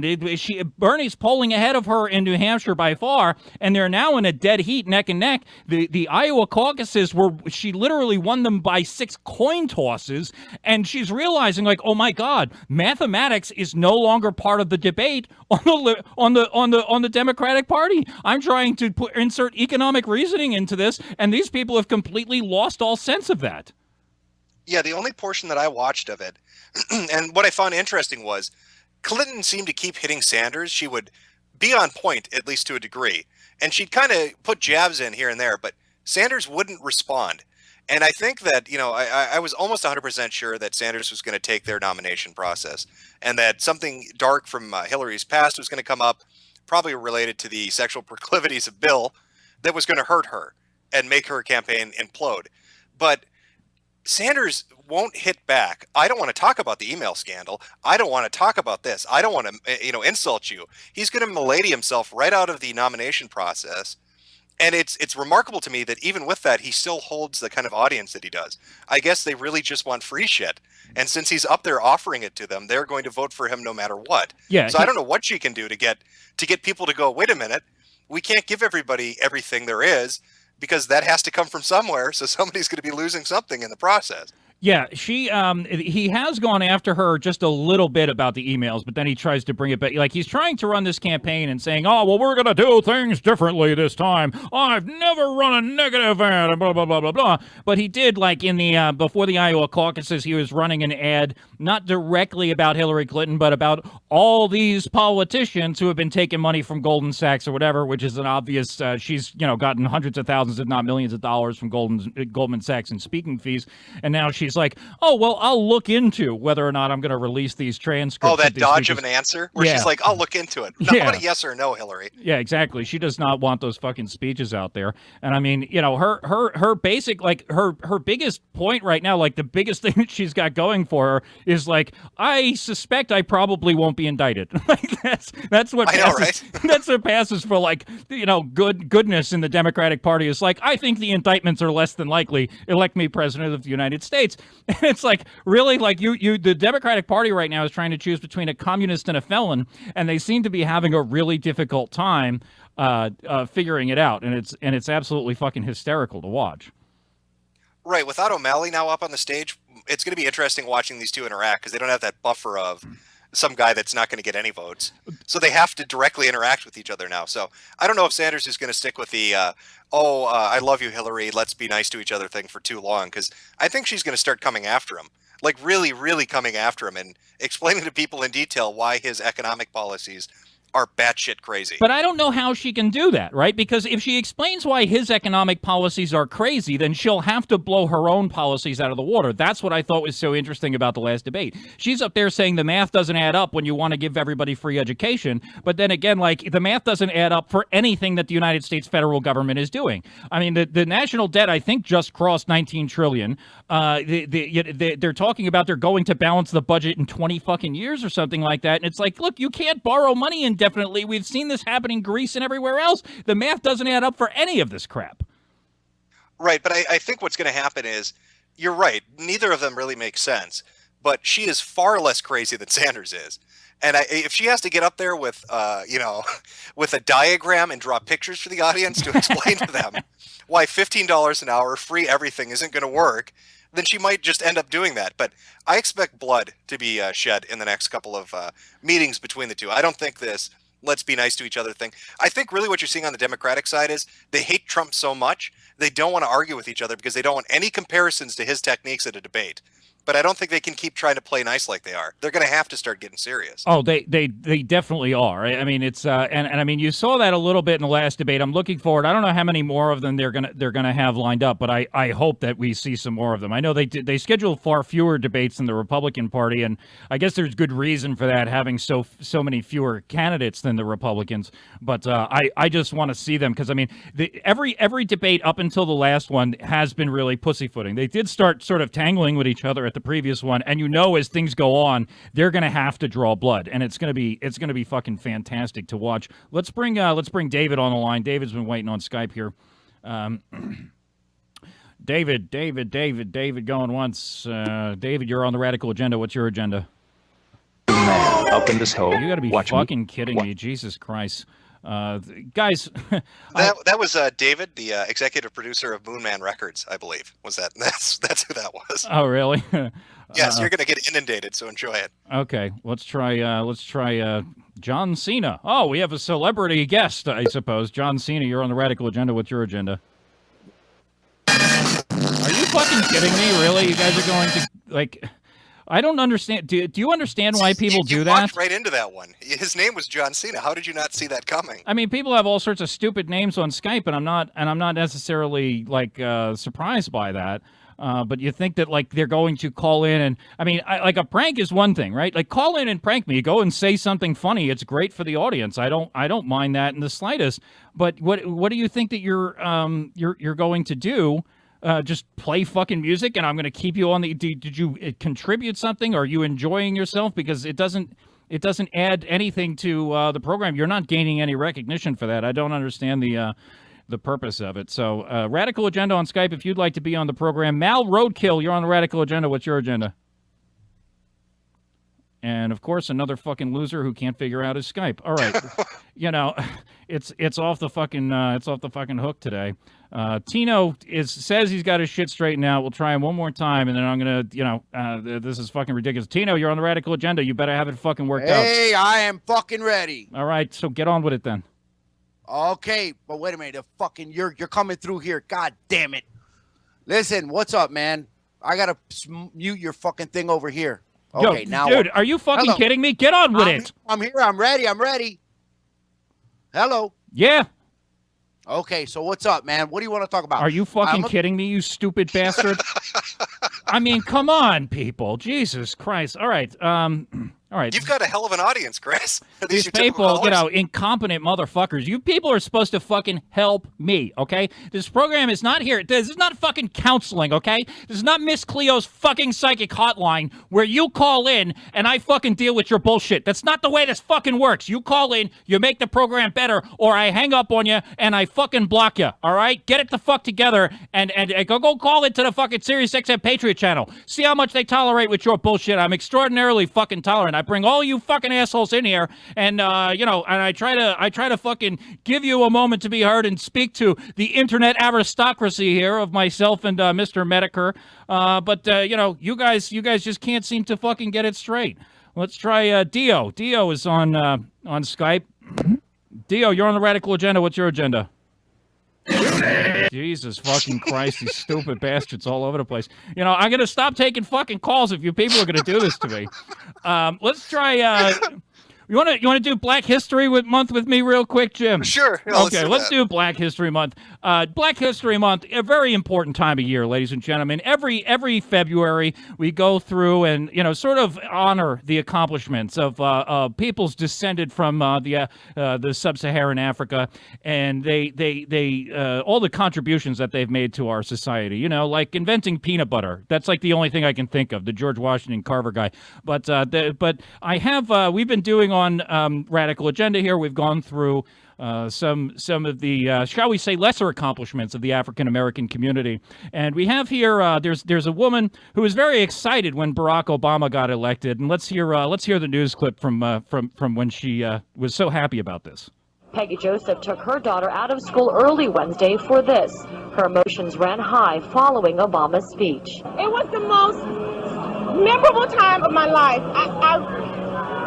It was a touching moment because I never thought this day would ever happen. I won't have to worry about putting gas in my car. I won't have to worry about paying my mortgage. If I help him, he's going to help me. I won't have to worry about putting gas in my car. I won't have to worry about paying my mortgage. If I help him, he's going to help me. I mean, this is one of the shorter clips that we've played for this, but I still think it's fucking priceless, and it's the perfect image of all of these people who just got so excited about Barack Obama's presidency. I actually did a video for Black History Month looking at some of the famous black people throughout history. You might be surprised. Did you know that Mozart and Beethoven were both black? No, that sounds like social justice warrior. No. I swear to you. Also, King George of England was black. Henry VIII was black. Shakespeare as well was black. The Vikings, the Egyptians, black. Japanese and Chinese, they were black as well. I'm not. Do you know where you come from? You're a white guy. We're all right? out of Africa is the theory behind that, right? Oh no. That's the story they want you to believe. No, the truth is, and I've learned this from the Nation of Islam. We were actually all created by a black guy, a big-headed scientist by the name of Yaqub.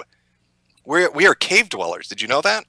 Well, I've heard many theories where we all used to dwell in caves. Yes, I have heard that, but the Yaqub guy I don't know about. Or Yaqub. No, Yaqub. Yeah, we were a science experiment gone wrong. That was the great truth that was revealed to me. And with how fucking tragic human society has turned out, that doesn't surprise me that we were a big accident and a tragic mistake. But I'm sorry, I interrupted you. Continue your point. No. It's the historical revisionism is really ridiculous at this point. It started off a little bit with what the hell would they call it? Afrocentrism? Centricity. But it's really taken off to the point where they're kind of integrating things you'll see in groups like Black Israelites or Nation of Islam that basically is rewriting all the history books. Everybody is black now. All accomplishments are black. The Egyptians were black and they had spaceships. Jews are actually black. The people in Israel are imposters.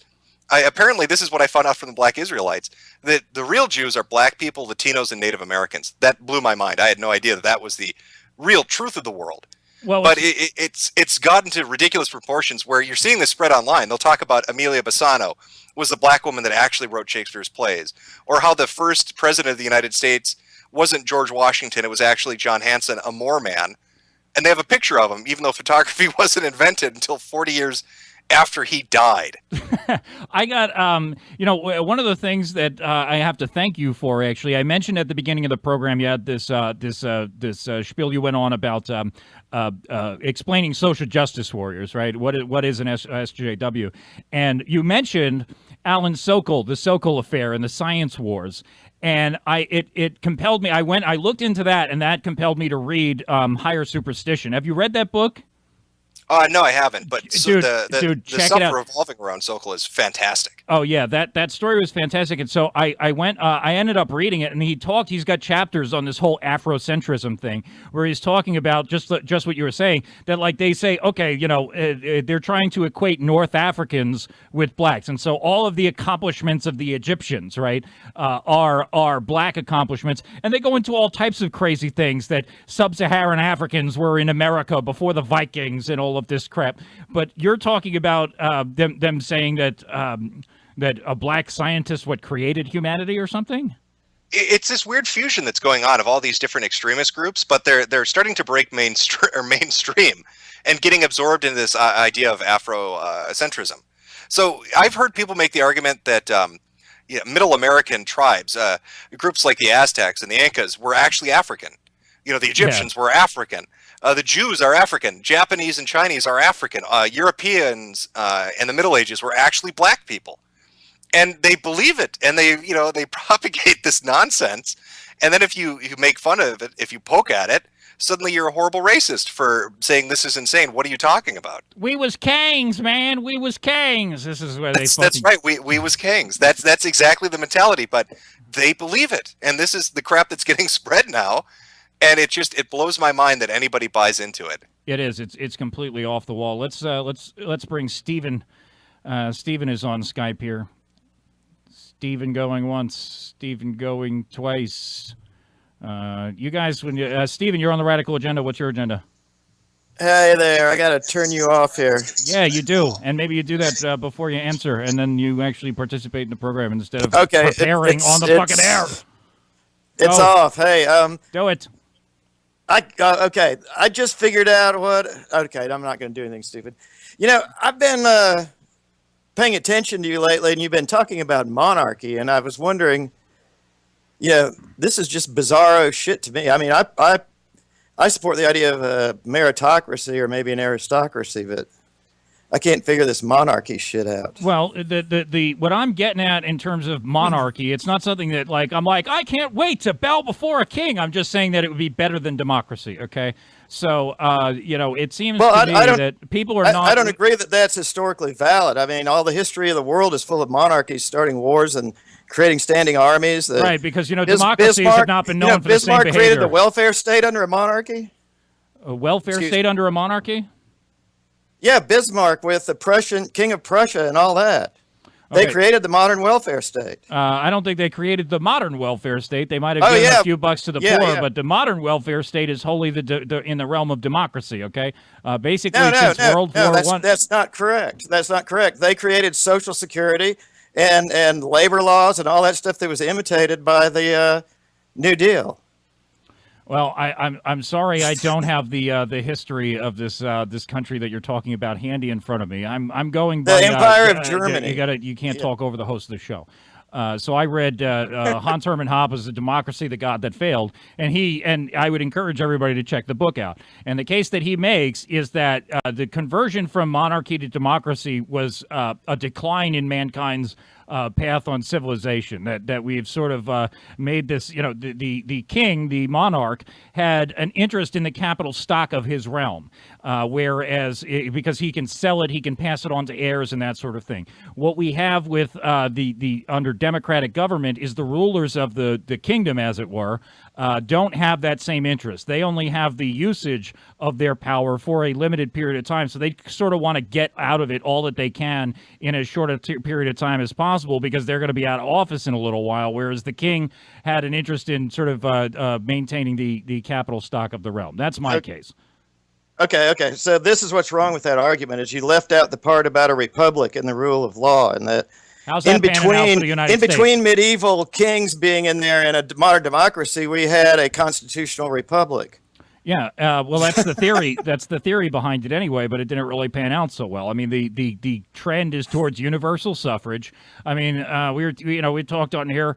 You had the United States of America, and for a period of time, all you could have was white property-owning males voting, and then they're like, hey, this slavery thing's not so hot. Let's let the slaves go. And then they're like, well, we got to make them our equals, so let's let them vote. And then a little while later, they get around to letting women vote, and then things get really bad.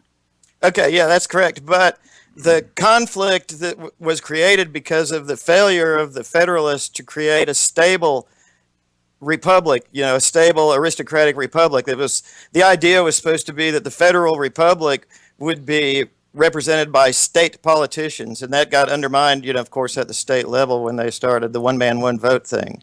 Well, I mean, and my observation here would be that the tendency is always towards trying to appeal to the greatest number of people. That's how it, whether you call it a republic or not, a government is either elected or unelected. Those are your two options, right? Yeah. And so once you start electing your governments, they're going to try to start expanding their client base like any other business. So there's no reason you don't even have to assume anything, suspicious about what they're doing. There's nothing but selfish self-interest is assumed when you say that they're just going to get worse and worse and worse. You're going to try to... That's true of democratic republic, and I agree with that, what you just said, but there's other forms of a republic, like, you know, a one-party state like China has. That's a republic, even if their rule of law is maybe a little shaky, you know, and it's a new thing for them since they got rid of the Maoists. But there's other ways of organizing a republic. Well, it doesn't have to be a democratic republic. All of these theories to how you're going to fix the institution of the state, and it's been a failure every fucking single time. Well, that might be true, but a king isn't going to be a success. That's all I'm pointing out. Well, I would make the case that no government is going to be successful, but you can mitigate damage. What's your take on all this there, Jim? I'm just enjoying the chat's take on this. Okay, here's my idea, that if we want to continue with the Federalist experiment where Hamilton, who's not really that much of a good guy, he's the mercantilist, but he wanted to create a aristocracy of wealth. And if we continue the experiment from that point of view, rather say like the reformed communists in China, I think it would be possible to create like a corporate system that has an interest in preserving itself instead of the corrupt one that we have now. And that, I know saying you're for corporations is anathema in libertarian circles, but you know, it doesn't necessarily have to be a limited liability corporation, but some kind of system that's organized by and for rich people who need customers, you know, us, you know. You can have different levels of citizenship like Rome had. They had a basic level where you had civil rights to a fair trial.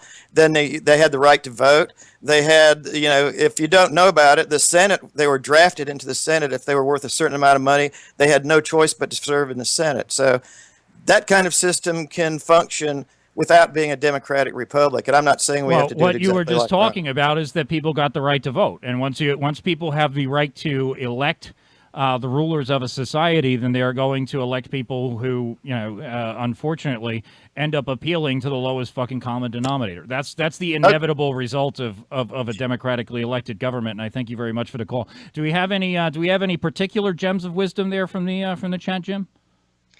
No, they were just talking about what they are prone to talk about, which I don't think is related to the subject at all. Like cocks and feces and that sort of thing. I got a little distracted, I'll be honest with you. Okay, all right. Let's bring Dan on the line. Dan's on Skype.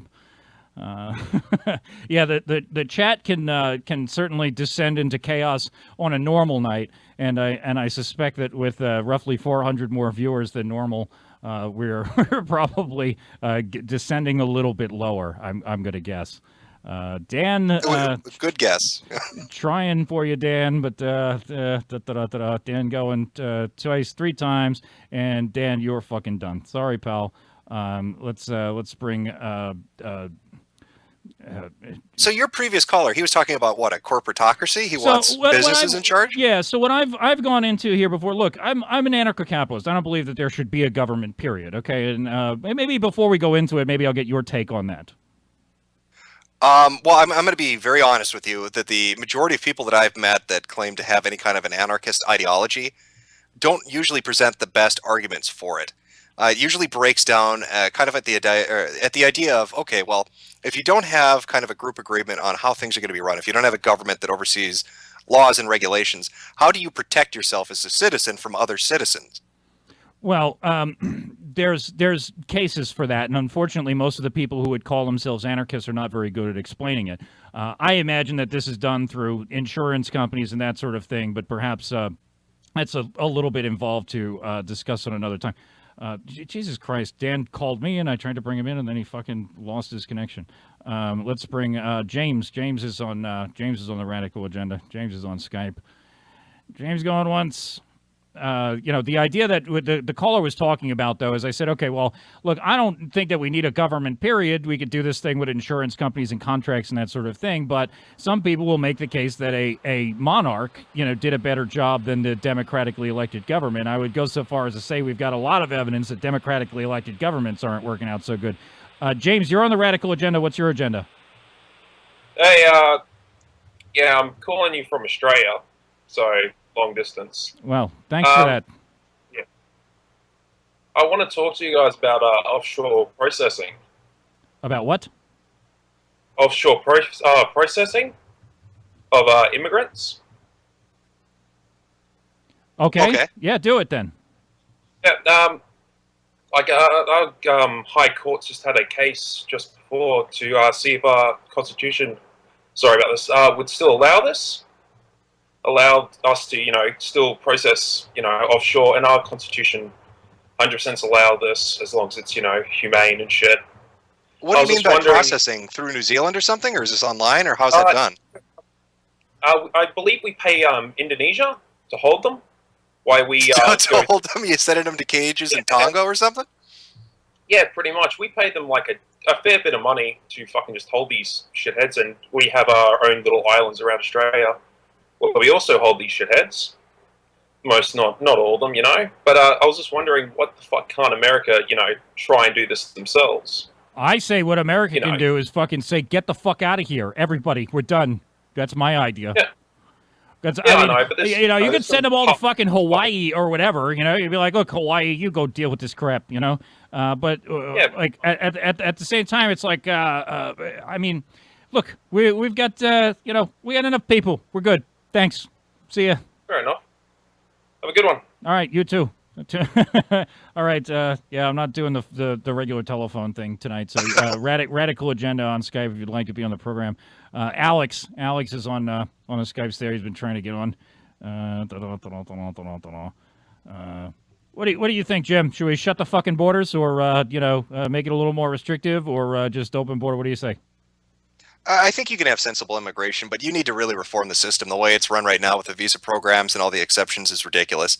There's no oversight. There's no security measures in place that are really being followed to the letter.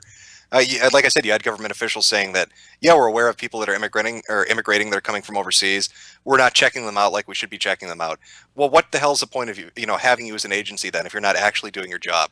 If we're going to have immigration, it needs to be sensible. There needs to be a system in place that is actually followed, that people legally go through, and that has a set standard of rule to it that is sensible. But the way it's run now is, I get on this visa, and then I jump to another visa, and then I get another visa, and then I marry somebody.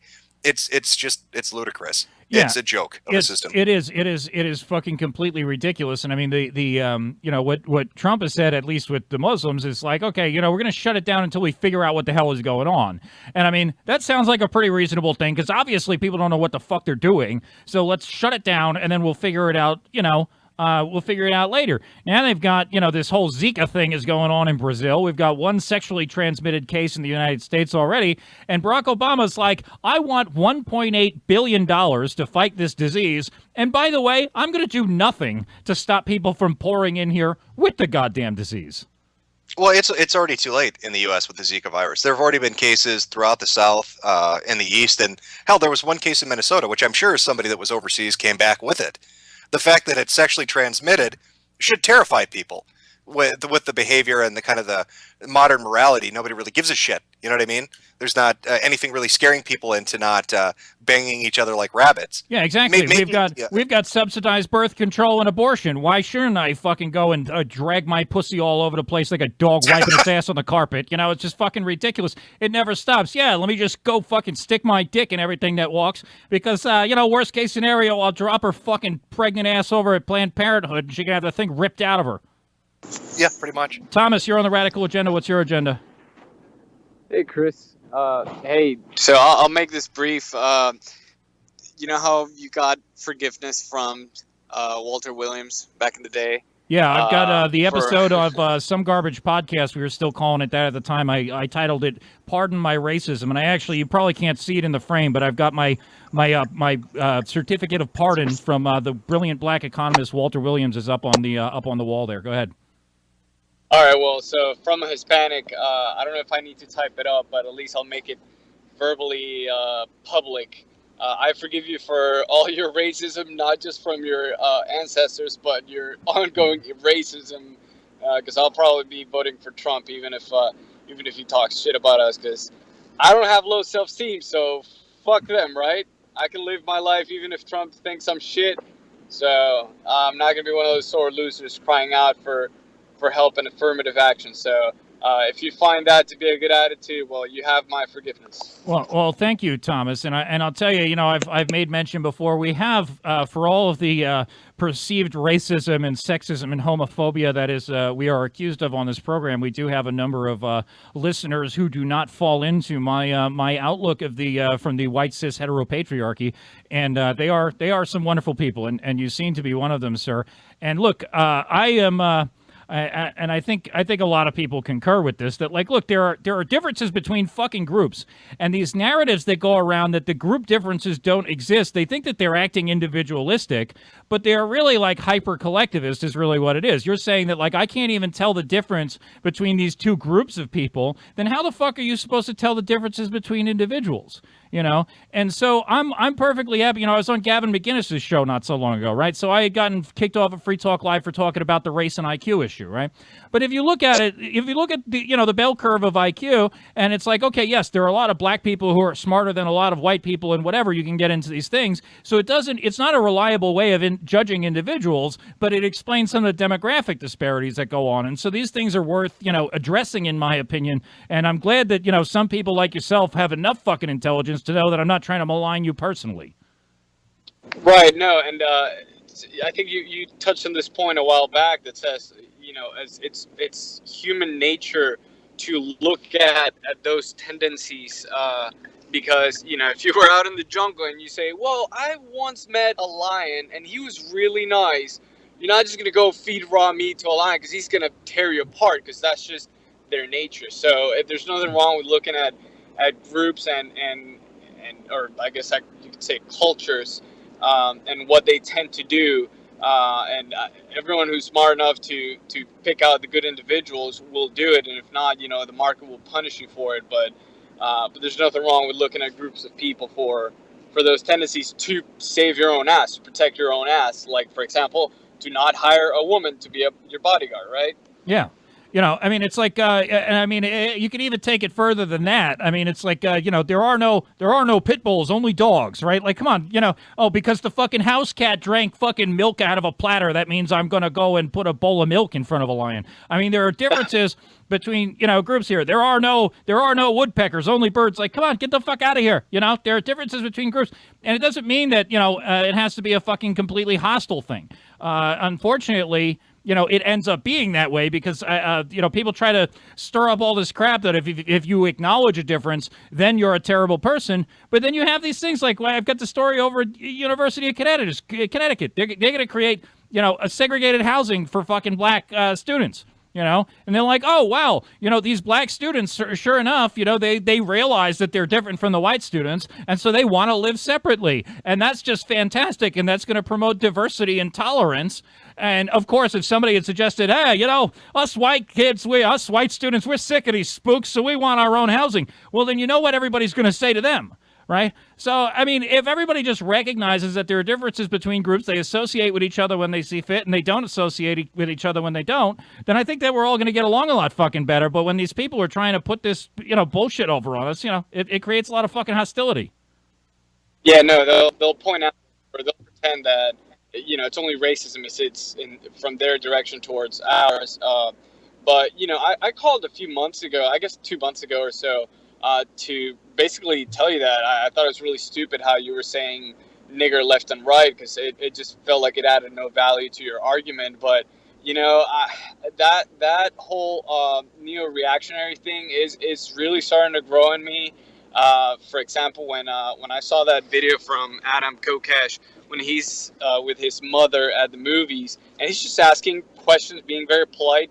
And then the black kids start really talking shit about his his mom, not just in general, but also calling her a cracker and your mom is so old, that bitch, and blah blah.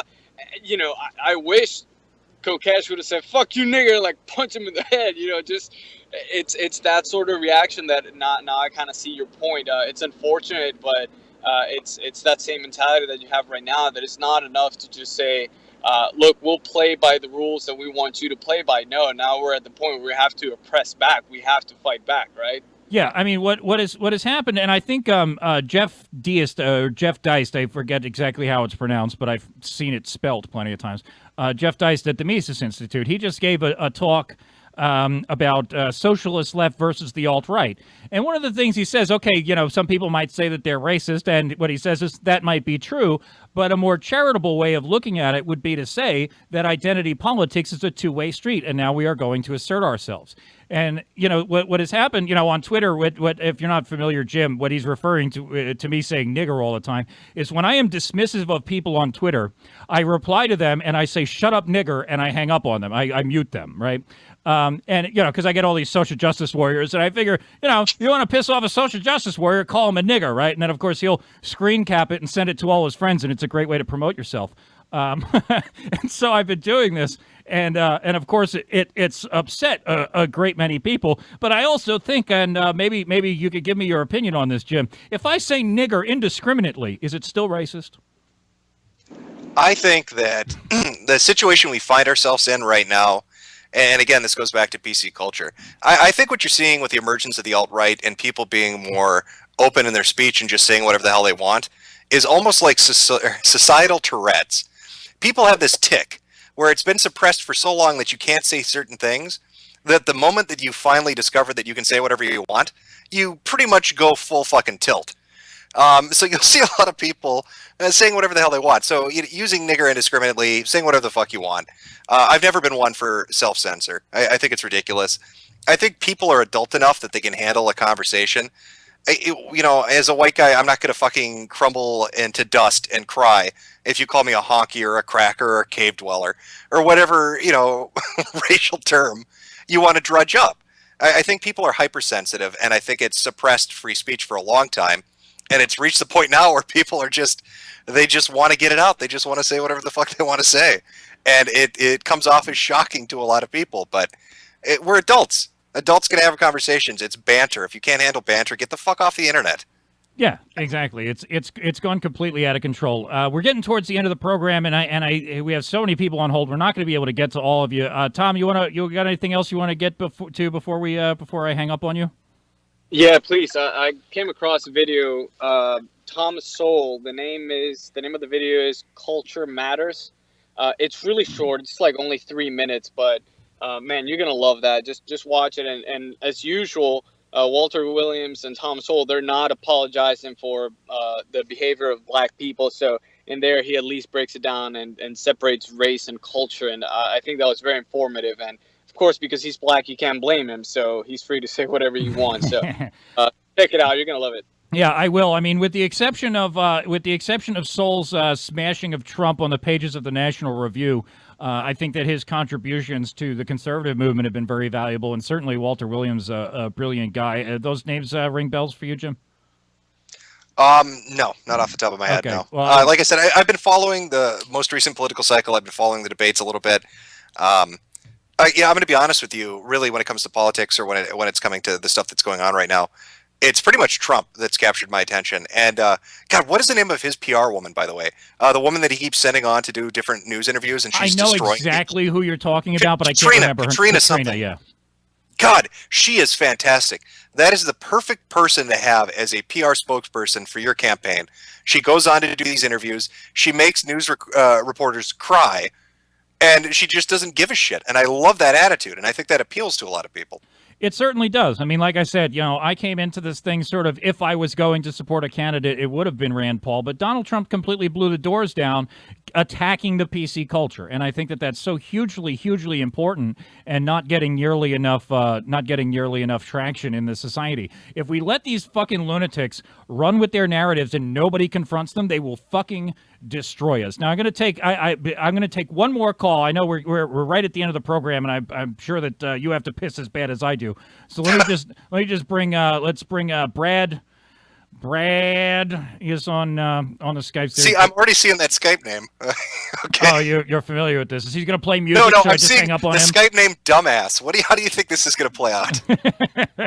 How do you think the Skype name Dumbass is going to play out on your show? Yeah. All right. Sorry, Brad. Fuck you. Oh, no, you connected, actually. There you go. Brad, you're on the Radical Agenda. Yeah. What's your agenda?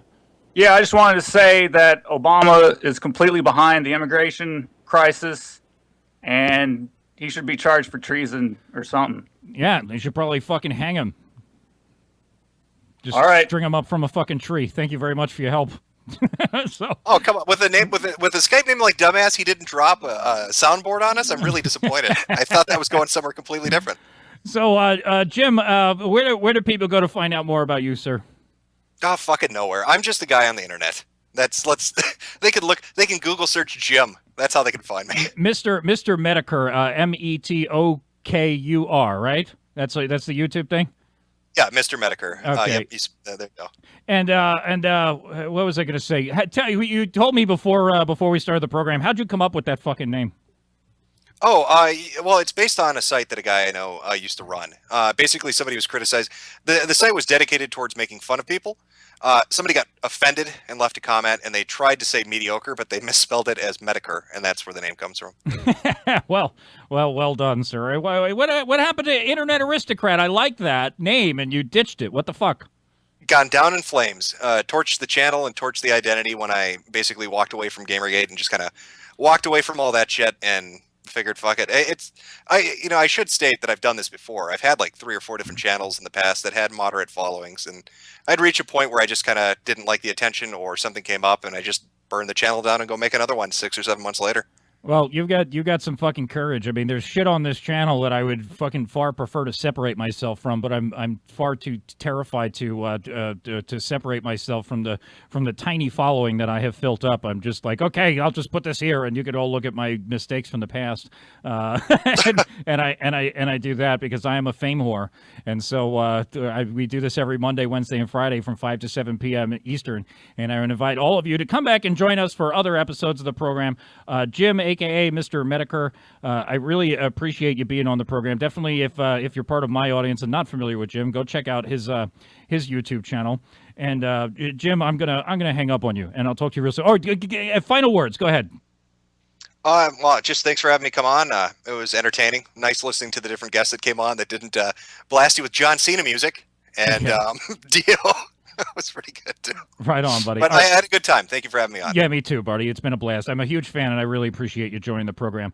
Yeah, like I said, we do this every Monday, Wednesday, and Friday from 5 to 7 p.m. Eastern Time. And if you're listening on iTunes, Stitcher, or YouTube at some other time, and invite you to join us for the live program. As you see, we take calls. You can challenge me if you think I'm a fucking douchebag. Call in, let me know. If you think I'm fantastic, why don't you just go send me some money at ChristopherCantwell.com/donate. Don't call in and tell me. Just fucking pay me, huh? Just fucking, yeah, here it is.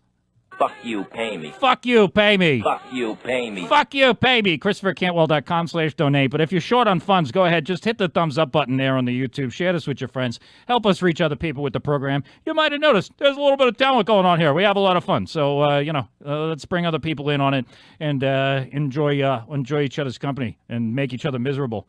Yeah, we do this Monday, Wednesday, and Friday. I'll see you on Wednesday. Yeah. Oh, tomorrow's the fucking primary. I don't know. Just stay tuned. Follow me on Twitter. Vote for Cantwell. ChristopherCantwell.com/subscribe. I'll do something for primary day. I don't know what the fuck it's going to be. Maybe I'll tweet like crazy. Maybe there'll be some Ustream. But maybe we'll do a show. We'll have a countdown. I don't know. I have no idea what the fuck we're going to do, but it's going to be huge. Huge, as the Donald says. Okay? So we'll see you soon. Fuck you. Bye.